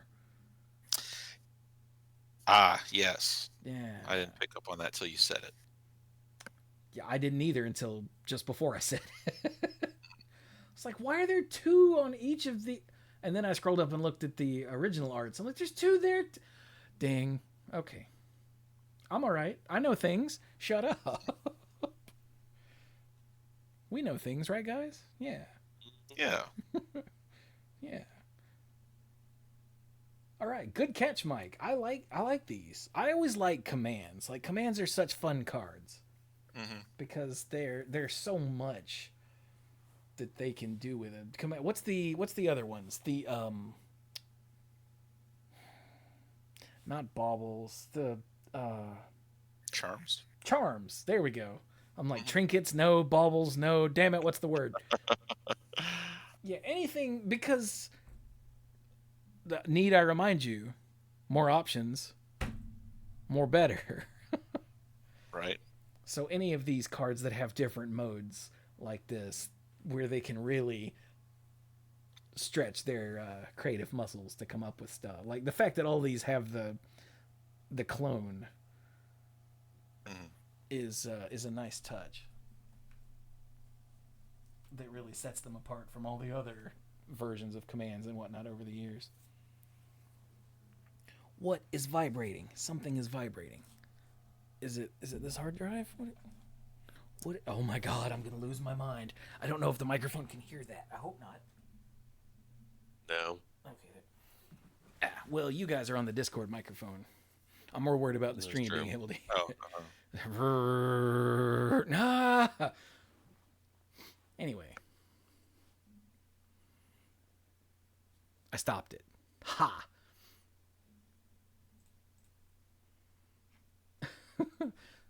I'll be alright.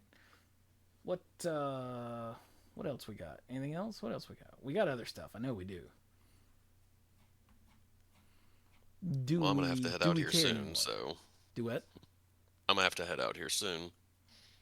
Was there anything you saw then before you go? No, everything that I saw, we essentially covered. That's fair. I just saw the Chaos Spewer in multicolor. And the art caught me because it's like a Noggle but a boar's head instead of a... Oh, it's a Goblin Warlock. Oh, okay. And it's not a good card. You know, it's just a common. But for 2 and a black-red hybrid, it's a 5/4. But it says, when this creature enters, you may pay 2. If you don't, blight 2. So it's either a 5/4 for 5, or it's a 3/2 for 3. Okay. And at common, like that's just a nice little draft card there. Well, or the blights can go somewhere else too. I mean, yeah, that's true. Oh, yeah, that's true. You can totally 5/4 for 3 and, sacrifice a 1/1 or something. Mm-hmm. That's even better. Thanks, Mike. Buh.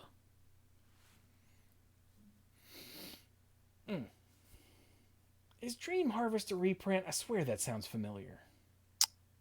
Oh yeah. Okay. It's got to be. Let me look at it. Dream Harvest. Where is it? Multicolored. Oh no, never mind. No? It just sounds like the name of a card that should have already been printed by now. Especially in Shadowmoor. Especially. Mm-hmm. But I typed it into Scryfall and nope, it's just this one. Okay. Okay, what does it do? For 5 and 2 blue-black hybrid, it's a rare sorcery. Each opponent exiles cards from the top of their library until they have exiled cards with total mana value 5 or greater this way. Okay, so you keep going until you got it. Until end of turn, oh Jesus, until end of turn, you may cast cards exiled this way without paying their mana costs. Okay, yeah. That could be a lot. It could be. Well, I mean, you're only going to hit 5, so you could hit like a 4. I guess you could hit like a 4 and then the next card could be a 5. Yeah. Something like that. Or 2 4s to be slightly more realistic. Mm-hmm. Okay, so that could be a lot. But you're paying 7 for it, so. Yeah. Ooh, and it's each opponent. Oh, that could be a lot. I missed the each part. Mm. Oh, that's gross. Yeah. Ooh. All right. Well, I'm gonna head on. Okay, what you Go got? to bed. I could hear Dirk being Sorry. like, Sorry. What? All right. I gotta go to bed. Just going to Do bed. what? Final thought.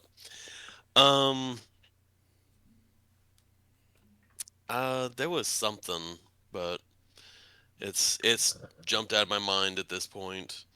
Swim season is starting to wind down and everything.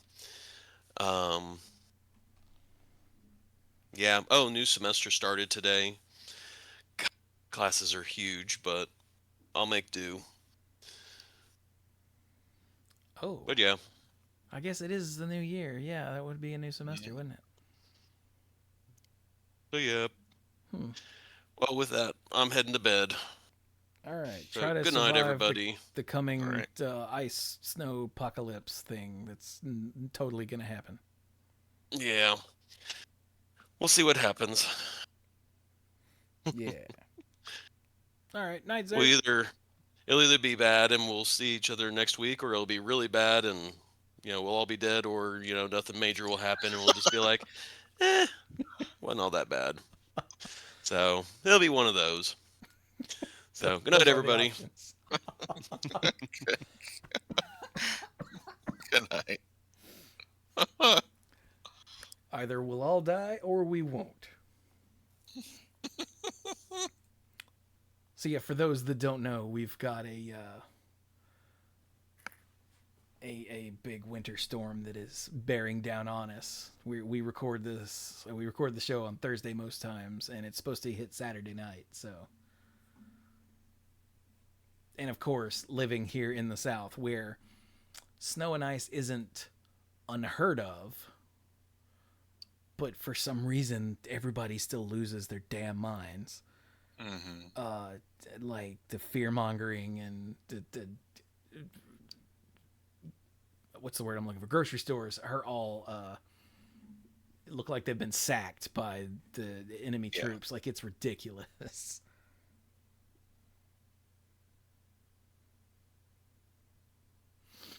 So yeah,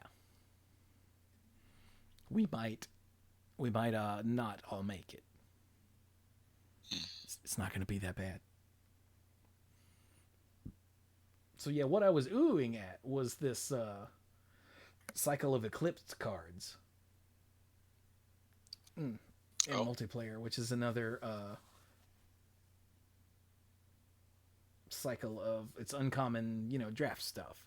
So it looks like, oh no, they don't. But they're all hybrid mana cost of the appropriate type. They're all scouts. They're all uncommon. And they all say, when this creature enters, look at the top 4 cards of your library. You may reveal a creature type or one of the 2 basic lands that makes those colors. So the goblin says, you may reveal a goblin, swamp, or mountain from among them and put it into your hand. Put the rest on the bottom in a random order. Neat. And yeah. The Boggart is a 2/3 for 3 hybrids. The Elf is a 3/2 for 3 hybrids. The Flamekin is a 1/4 for 1 and 2 hybrids. The Kithkin's a 2/1 for 2 hybrids. And the Merfolk is a 2/3 for 3 hybrids. And that, I just like, again, I just love the way that this works with what the set wants to do and drafting mainly. Mm-hmm. Because even if you're not playing, insert creature type, if you're in one of these colors and you need to find one of the other colors or just another land, these are good to throw in the deck. They're not going to, win you the game, but they're just there to keep you moving. Mm-hmm. Because one land that you go get now is a land that you don't draw later when go, ah. Yeah. Yeah. So when I was looking for those, and I just filtered on the word Eclipse, Nameless Inversion got reprinted. Oh, nice. In the main set. I always liked Eclipse. Mm-hmm. I mean, Jesus. I always like Nameless Inversion. I just typed Eclipse into the search. Uh-huh. That's a plus... Target creature gets +3/-3 and loses all creature types for 2 mana. Mm-hmm. And that card itself has Changeling, so... Yeah, it's a kindred instant with the shapeshifter type on its type line. That also has Changeling. Yeah.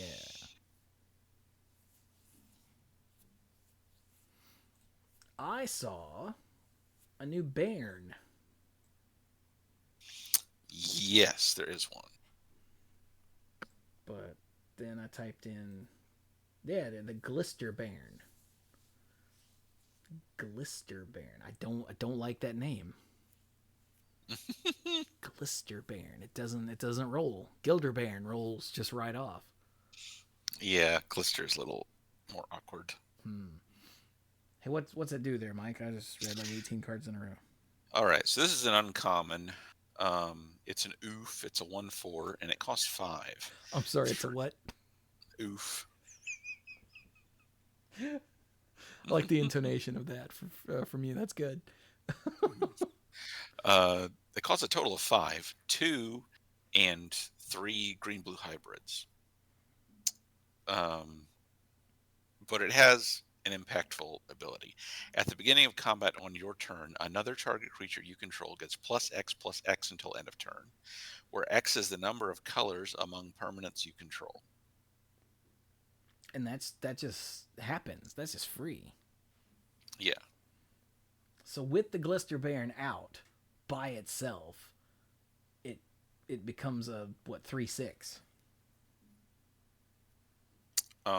If you use it on itself, yes. What's what I mean? If it's out by itself. Yes, all alone. Yes, right. Then, yeah, now I get what you're saying. Yeah, then you end up with a 3/6, which is fine. It's nothing to sneeze at. Yeah, it's pretty good. But, of course, it's just going to get better from there.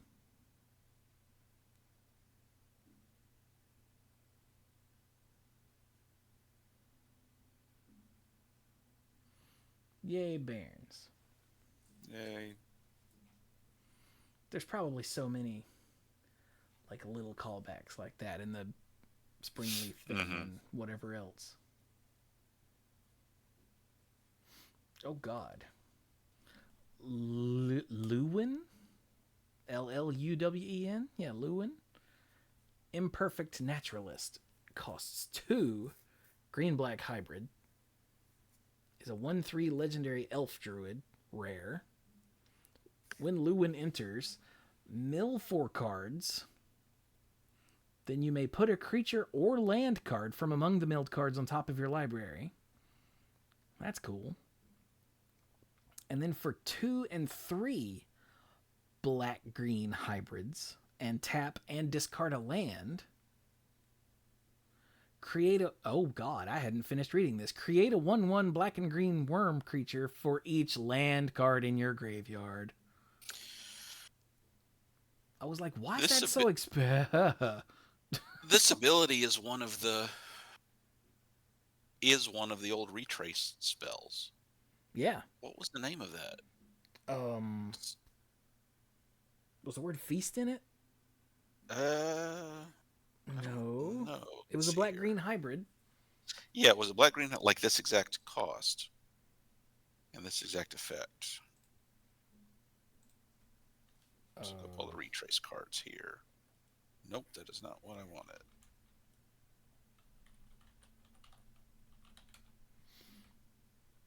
Come on, Scryfall. Let's see how smart your text parser is. No cards found.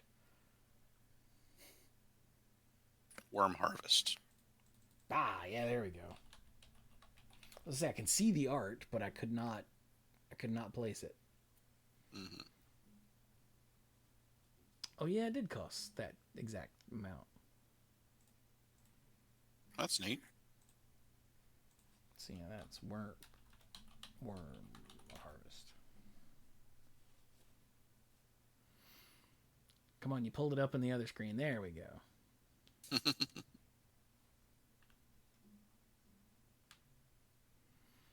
Look at that worm harvest. Oh my God, we're harvesting worms here.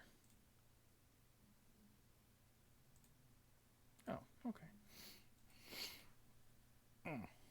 Oh my God, there's a Noggle Robber.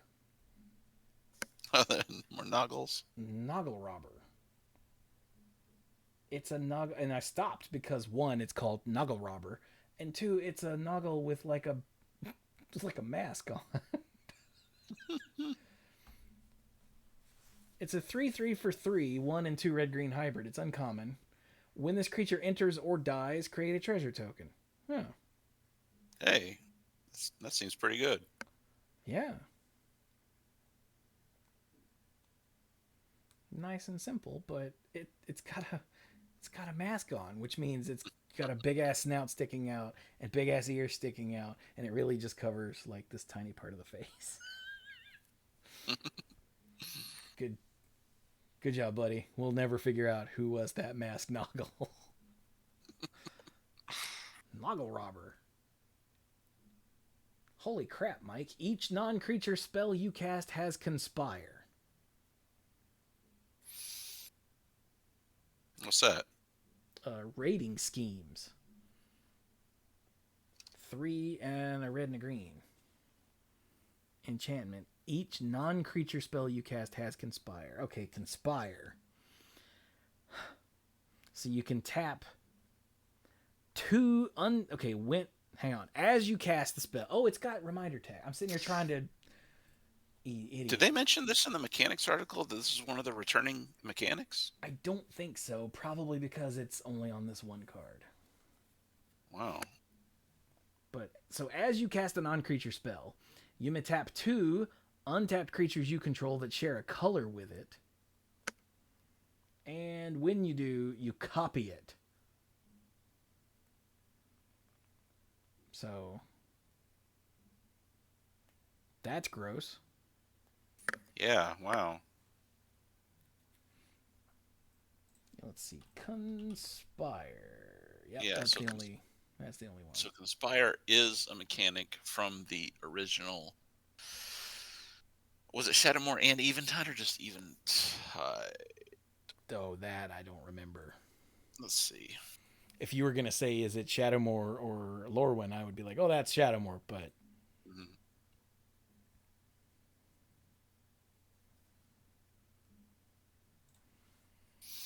Looks like just Shadowmoor.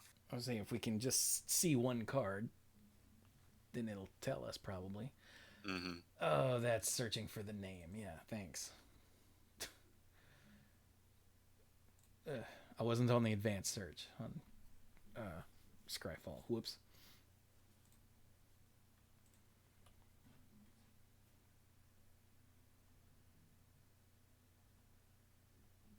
But yeah, there's a lot of neat stuff. Mm-hmm. I don't think we did the first years. I think we might have mentioned them in passing. I think we mentioned them. Yeah, I don't think we talked about them because I just looked at Sonar and went, I don't recognize this at all.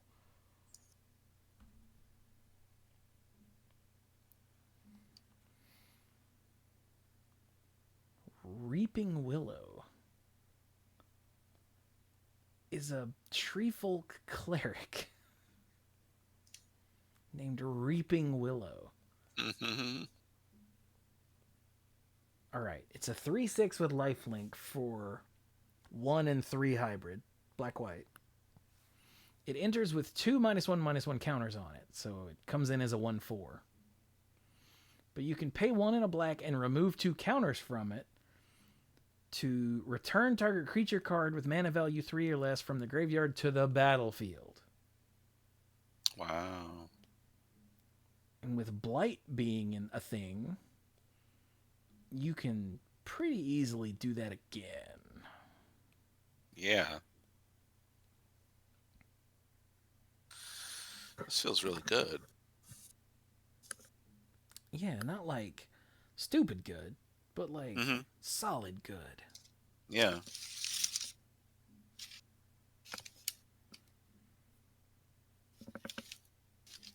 I remember my old black-white cleric deck. I think that was one that I always meant to turn into a commander deck and just never got around to. Oh, that makes sense.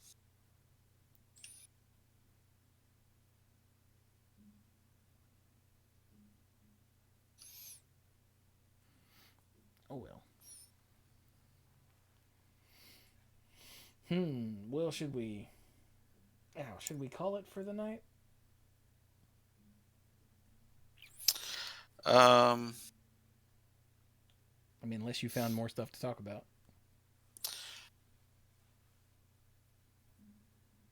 No, I think. Did you want to talk about the first years?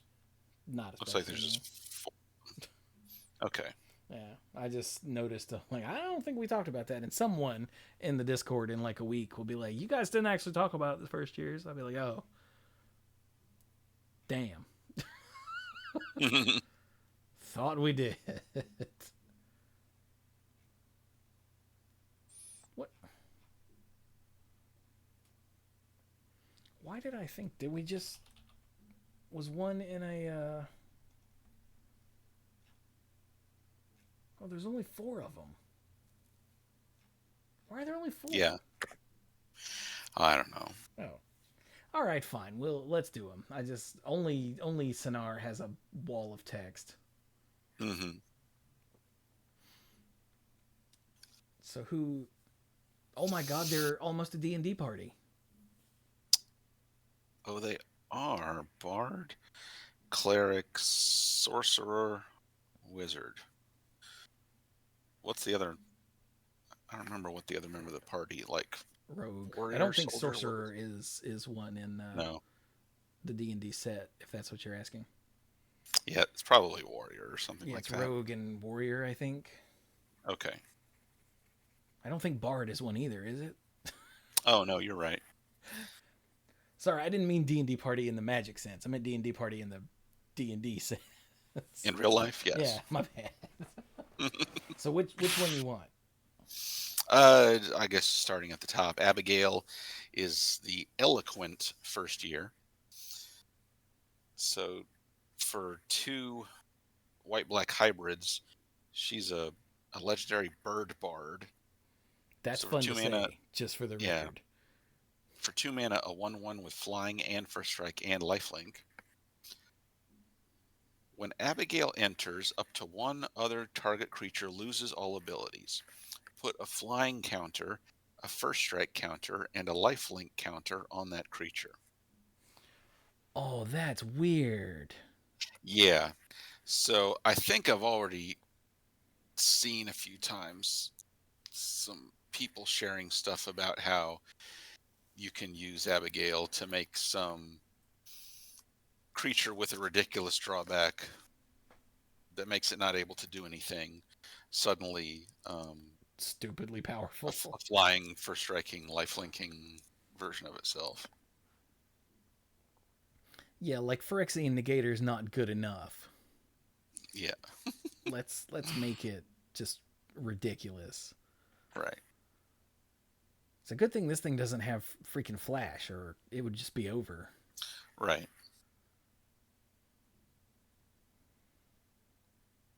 That's really cool. Mm-hmm. Huh. You know what? I think I would make my Darksteel Colossus lose its indestructibility for that. For flying and first strike and lifelink, yeah, sure. Yeah. My opponent's like, haha, I can block your stupid Colossus. And I'll be like, and Abigail shows up and reads it a poem and it learns to fly and kills you.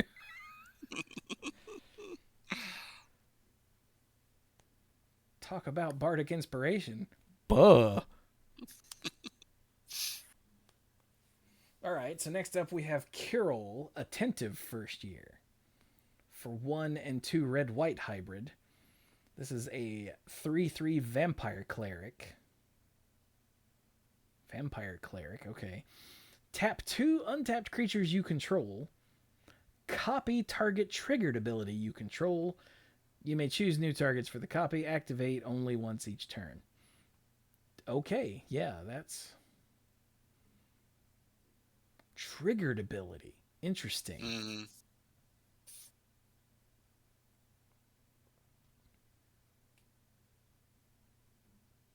I have a dumb question.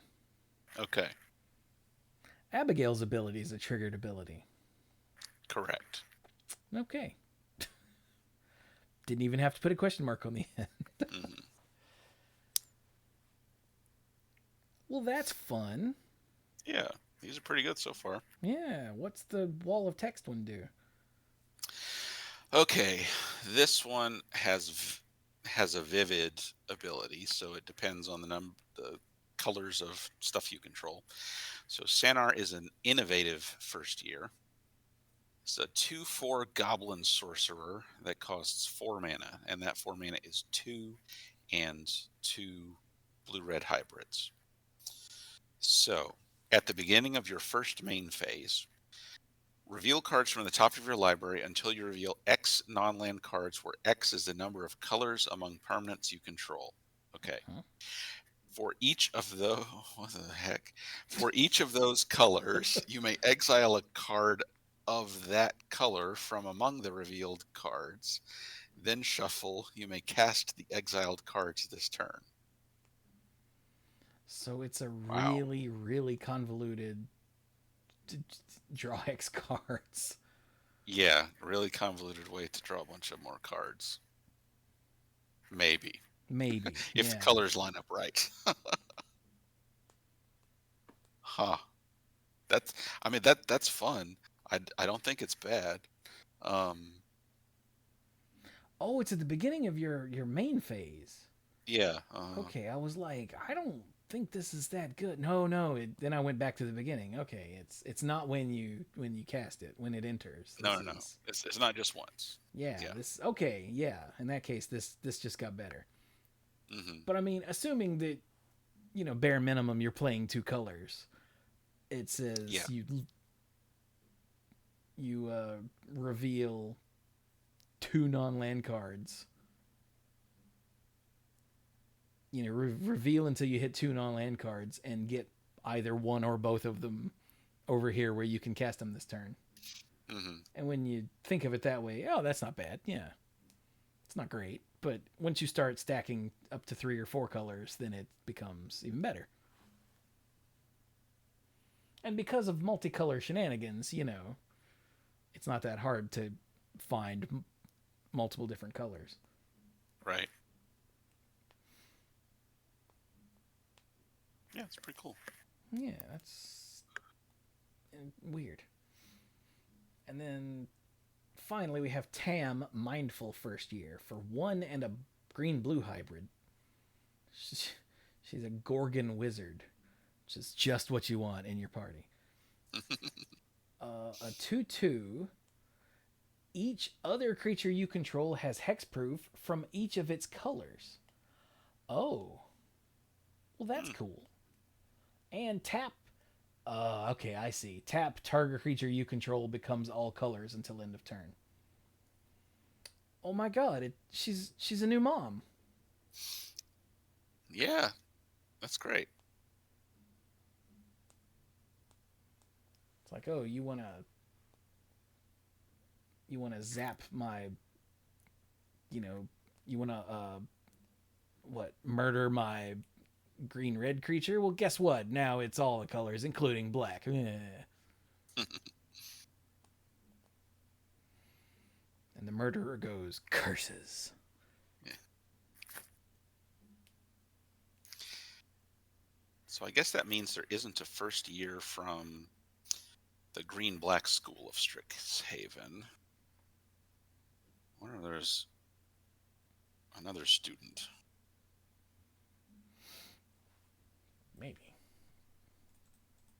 I know they told us in the chat last time that Johnny is here. They're all on a field trip essentially.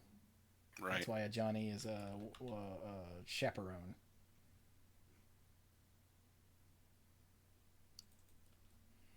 What other kind of student would there be? I don't know. Second year, third year. I hate you. Okay, here's multicolored. So assuming still hybrid. Oh, the Chaos Spewer. Yeah. Yeah, I had a Chaos Spewer in a couple of my classes. I was the Chaos Spewer in one class in particular. Okay. The only green black hybrid creature I see is Lewin, who we already talked about. So no. There's not a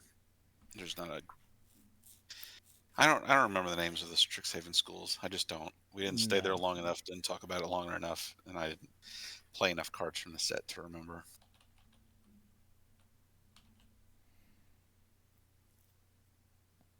Why is...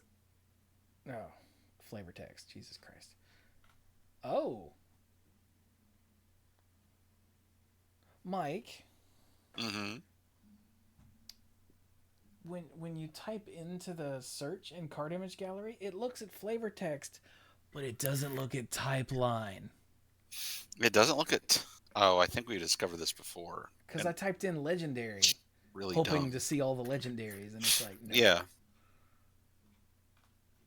Oh, that's so stupid. It is. But that's under filters, right? No, it's not. There's no legendary under filter either.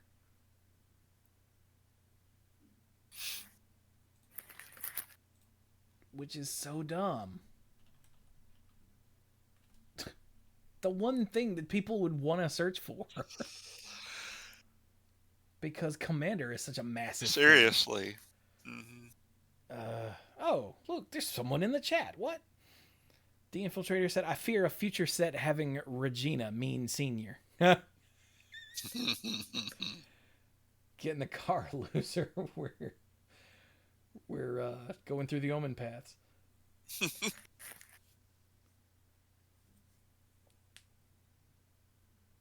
Oh, Mike.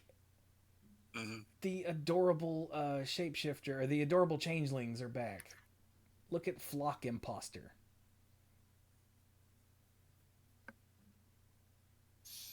Let's see here. Yeah, this is one of those times where what the card does doesn't matter.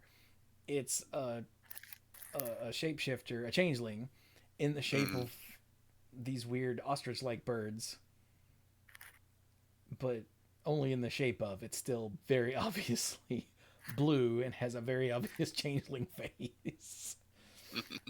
I loved these in the original set. Yeah, they're great. Changeling. Crib swap. Okay, Flock Imposter. Yeah, blue has the That's Omni interesting. Changeling. It seems like it's a non-flying, pretending to be a non-flying bird, but it has flash and flying. Maybe these are more like geese than they are like ostriches. Maybe they can't fly. Oh, look at Mike actually reading the card. I was just looking at arts. Yeah. Well, Black I mean, has... that's important. It's the art that shows a bird that doesn't fly, so that's probably going to trip some people up. So remember, this bird can't. This thing can actually fly, That is a even good though it's point. not shown flying in the art. Cacaw. Well, maybe the changeling doesn't know that they can't fly. Yep.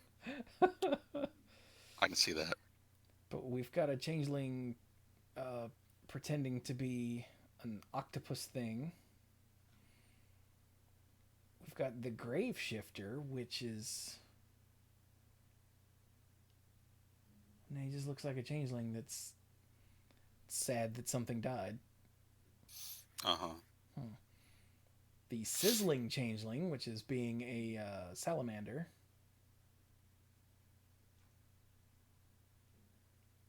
And the chomping changeling, which is a squirrel that is chowing down on an artifact. Oh, yeah, destroys artifact, of course.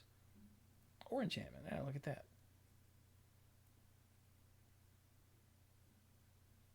Holy crap, Mike. Did you see the mutable explorer? I want to, but it hasn't loaded for me. Okay, yes. Now I can see it. Hey, read that. What the crap? I know. For 2 and a green. It's a rare for 2 and a green, it's a rare 1/1 shapeshifter with changeling. When this creature enters, create a tapped Mutavault token. And then the reminder text explains to you what a Mutavault is.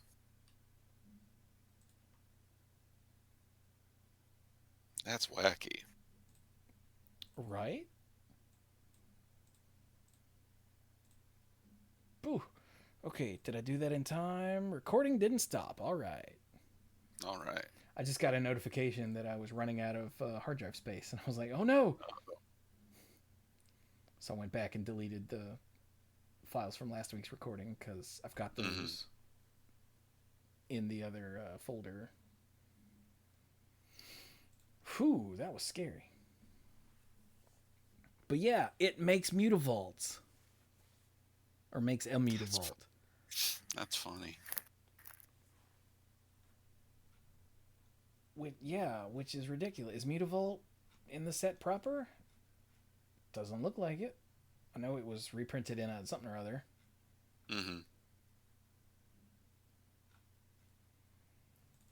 Let's see here. Muta.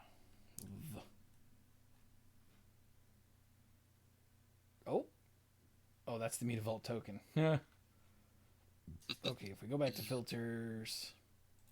There's a Mutavault token. And in turn the set. off that and go Mutavault.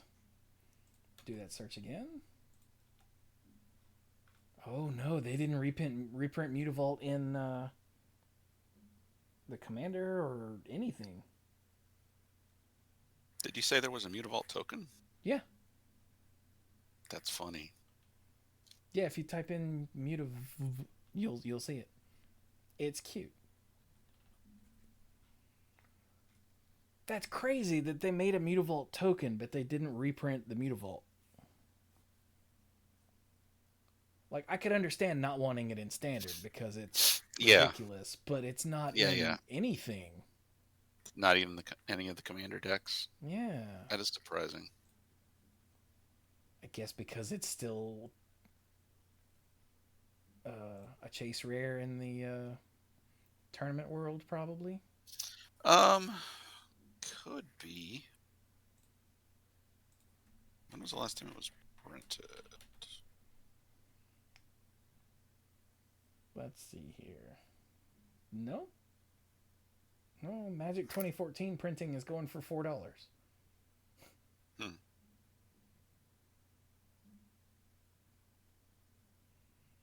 A bunch of the alternate art ones are expensive, but Why is the companion app only showing me the single printing? Why is it not telling me what other sets it came from? because screw you, that's why, Mike. The companion app used to show the other sets it's been printed in. But I respond back with my previous statement. Yeah, I know. Which I can't say it right on this show, but because screw you, that's why. Yes. I do get that. All right, we are just sitting here rambling now. Let's wrap this up, I think, for the night. Oh no, we need another 404. Dirk left. Oh, it's on Mike. Oh no. Oh no. Where did I go? Oh, I'm back.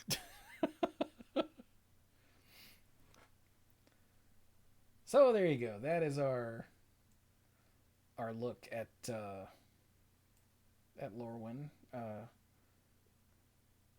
Yeah, sorry you didn't get to hear Brian go off on this, but I guess by the time he also said that the last thing he sent us was that Sam also has the flu, complete with fever. So I'm guessing that had something to do with him not rolling in. Mm-hmm. Poor Samwise. Yeah. Oh well. So just a quick reminder that you can go to patreon.com/themanapool and get the odds and ends, which I'm slowly getting caught up. And you can get a sponsorship shout out, you get the early release for the shows. Yeah. Get the first draft for the videos that I am working on. Now that I've played through a bunch of Ninja Gaiden and some of Shinobi, I don't know if I want to include them in a full-on retrospective of each series. I might want to focus on just the two of them. Oh, huh. I don't know yet. But I'm creative. I can figure it out. I'm a smart boy, Mike. You're smart. I'm what we used to call an overachiever, except I never actually achieved anything. So I don't think that's the right word.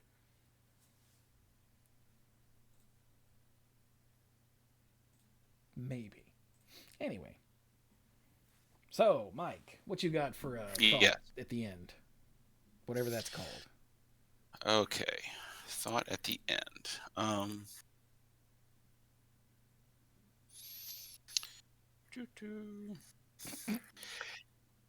It is like, honestly, this is let's see. This is one of the recent sets where I think I've seen the least number of cards. Fewest number of cards. I don't know if there are any pedants out there who will say I'm using the wrong word. Outside of our preview episodes, and I really like from what I've seen, I need to go through the whole set to get a real good feel for it, so I can see, what the commons and uncommons are doing, to see what the set is really all about. I really like the look and feel of everything, in here. I think it's, at first, these first impressions, it feels like a really good callback to original Lorwyn Shadowmoor, and a really interesting exploration of the world and what's happened to it. It is unfortunate if it's true, the feeling that we got earlier, that people are just getting tired and burnt out, because this seems like a really good set, flavor wise and play wise.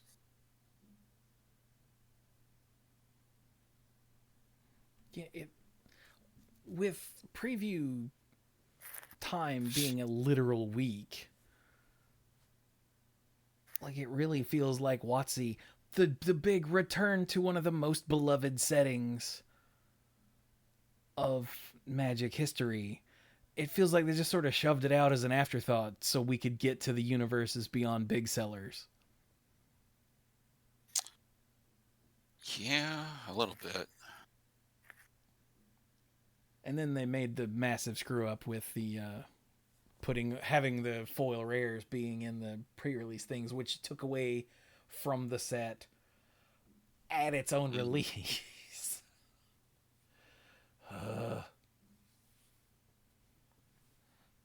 So now, like, people are already talking about, the new ninjutsu mechanic instead of these new cards. Like, these new cards didn't even get a week of their own before Ninja Turtles started elbowing their way in because of their production screw up.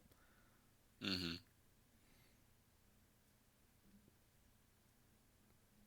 I don't know. It's just sad. Yeah. It's really disappointing and confusing about how that could happen.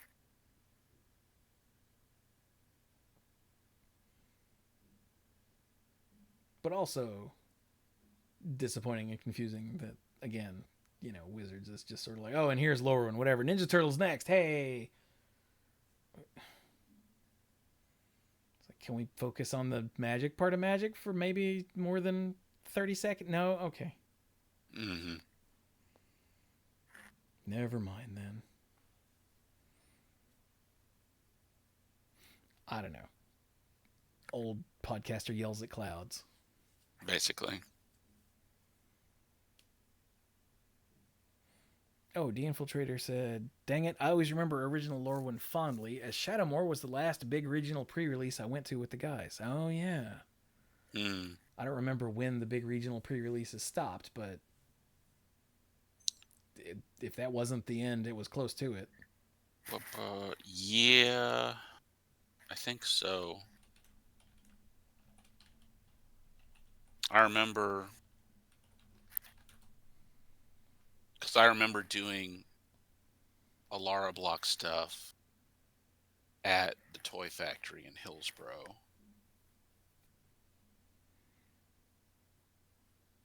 Zendikar stuff also. Gosh, now I'm at the point where I can't remember what order things happened.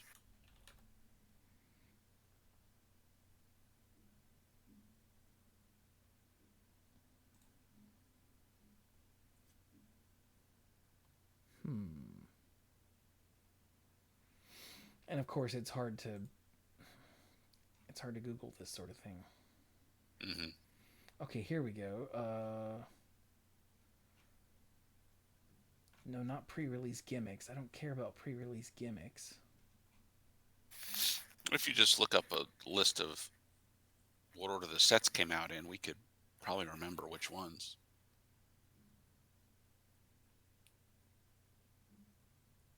Oh, okay, here we go. Pre-release cards. Aha.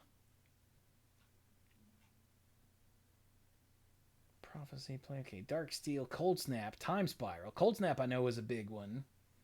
Yeah. Time Spiral was. Lorwyn and Shadowmoor were. Mm-hmm. And then it was Alara. Is that when it flipped over? Oh. Yeah. Damn. Because I remember doing multiple events for the pre-release and release and game day, and either two of those or all three of them used the same promo card. Like, that's how I ended up with 4 promo copies of a Johnny Vengeance. Yep.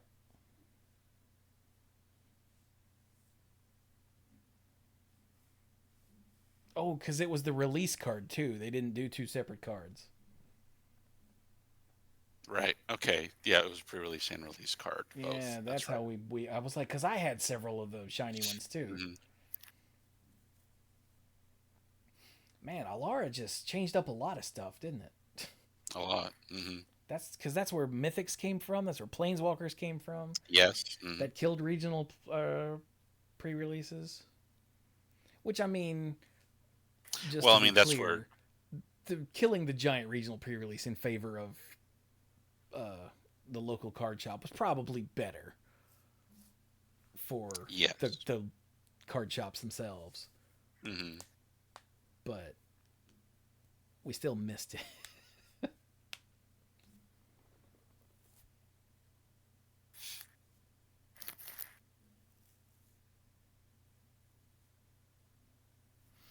Yeah. And yeah, again, Lorwyn's where we got our start. So like as a podcast, like Lorwyn was the new set when we started the show, and Morning Tide was our first preview season. Mm-hmm.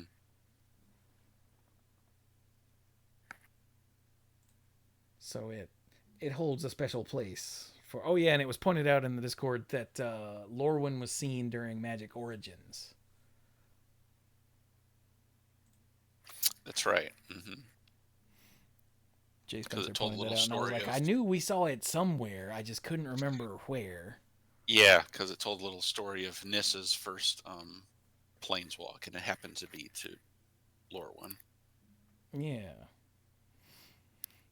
Yeah, he said Shaman of the Pack was in the set and led to a fun collected company elf deck in Standard. And I was like, oh yeah. Right. Good old Shaman of the Pack. So, yeah, last week we were like, we saw it somewhere, and we couldn't remember if it was during the big, Magic, what was it, the Omen Paths thing, and all of that. Yeah. But we knew we saw it somewhere. Turns out it was Origins.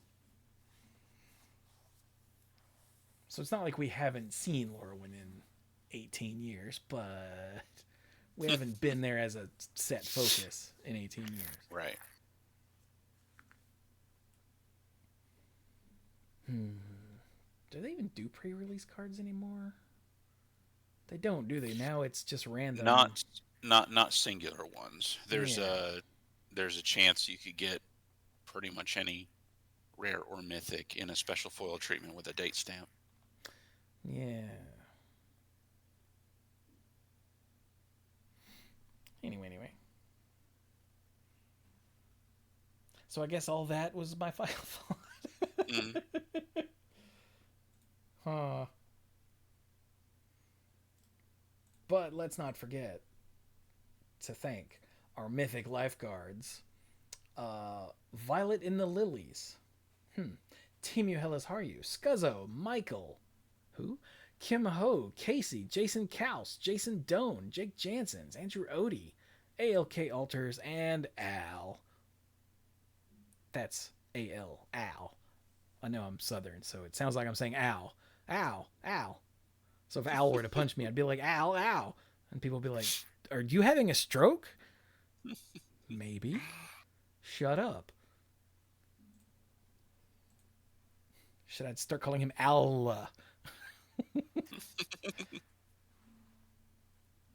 Allah. Like some of the oh god, is it, this is gonna be so racist, but it's either Scottish or Irish YouTubers I watch, sometimes when they say the word film, it'll come out film. But only sometimes.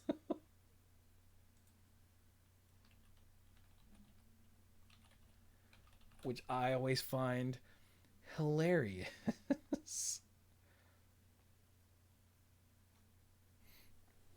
Anyway. I'm thinking mainly of Super Eye Patch Wolf, I think. I've heard him say both film and then film. Like in sentences right after each other. And I'm like, One of them you're doing on purpose then.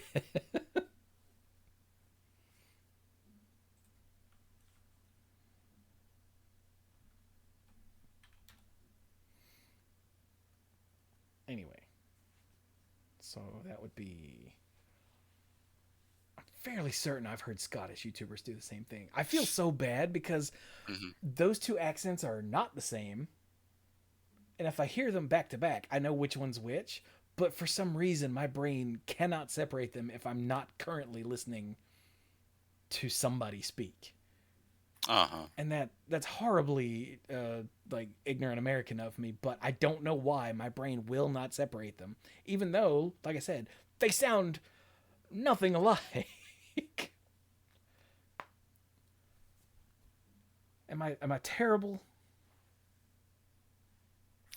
Oh God, I hope he's Irish. Hang on. How would I search for that? Nationality, I guess. Okay, yeah, he is Irish. Good. And down here in the people also ask, I see, is Super Eye Patch Wolf Canadian? What? Oh my God. All right, we're closing that. I routinely lose faith in humanity. I just lost a little bit of it again. So... Yeah. So, all right. This has been, we're going to stop now, episode 744 of The Mana Pool, where we went back to Lorwyn Eclipsed. I think we have now spent longer on Lorwyn Eclipsed promotion than Wizards of the Coast did, so you're welcome. WotC. Anyway, yeah, so let us know what you think of the set and various cards and any of the cycles we talked about, or whatever, really. What's your favorite little, like, common or uncommon that just glues things together? Since that's a thing I seem to focus on accidentally a lot this episode. And yeah, let us know if you are old like us and you were playing Magic back in the day when Lorwyn and Chatham were a thing. Because we're very old. Yes. And with that, we'll be done. So, thank you all so very much for joining us. And don't get different nationalities' accents confused like I do. It's bad. Don't do that.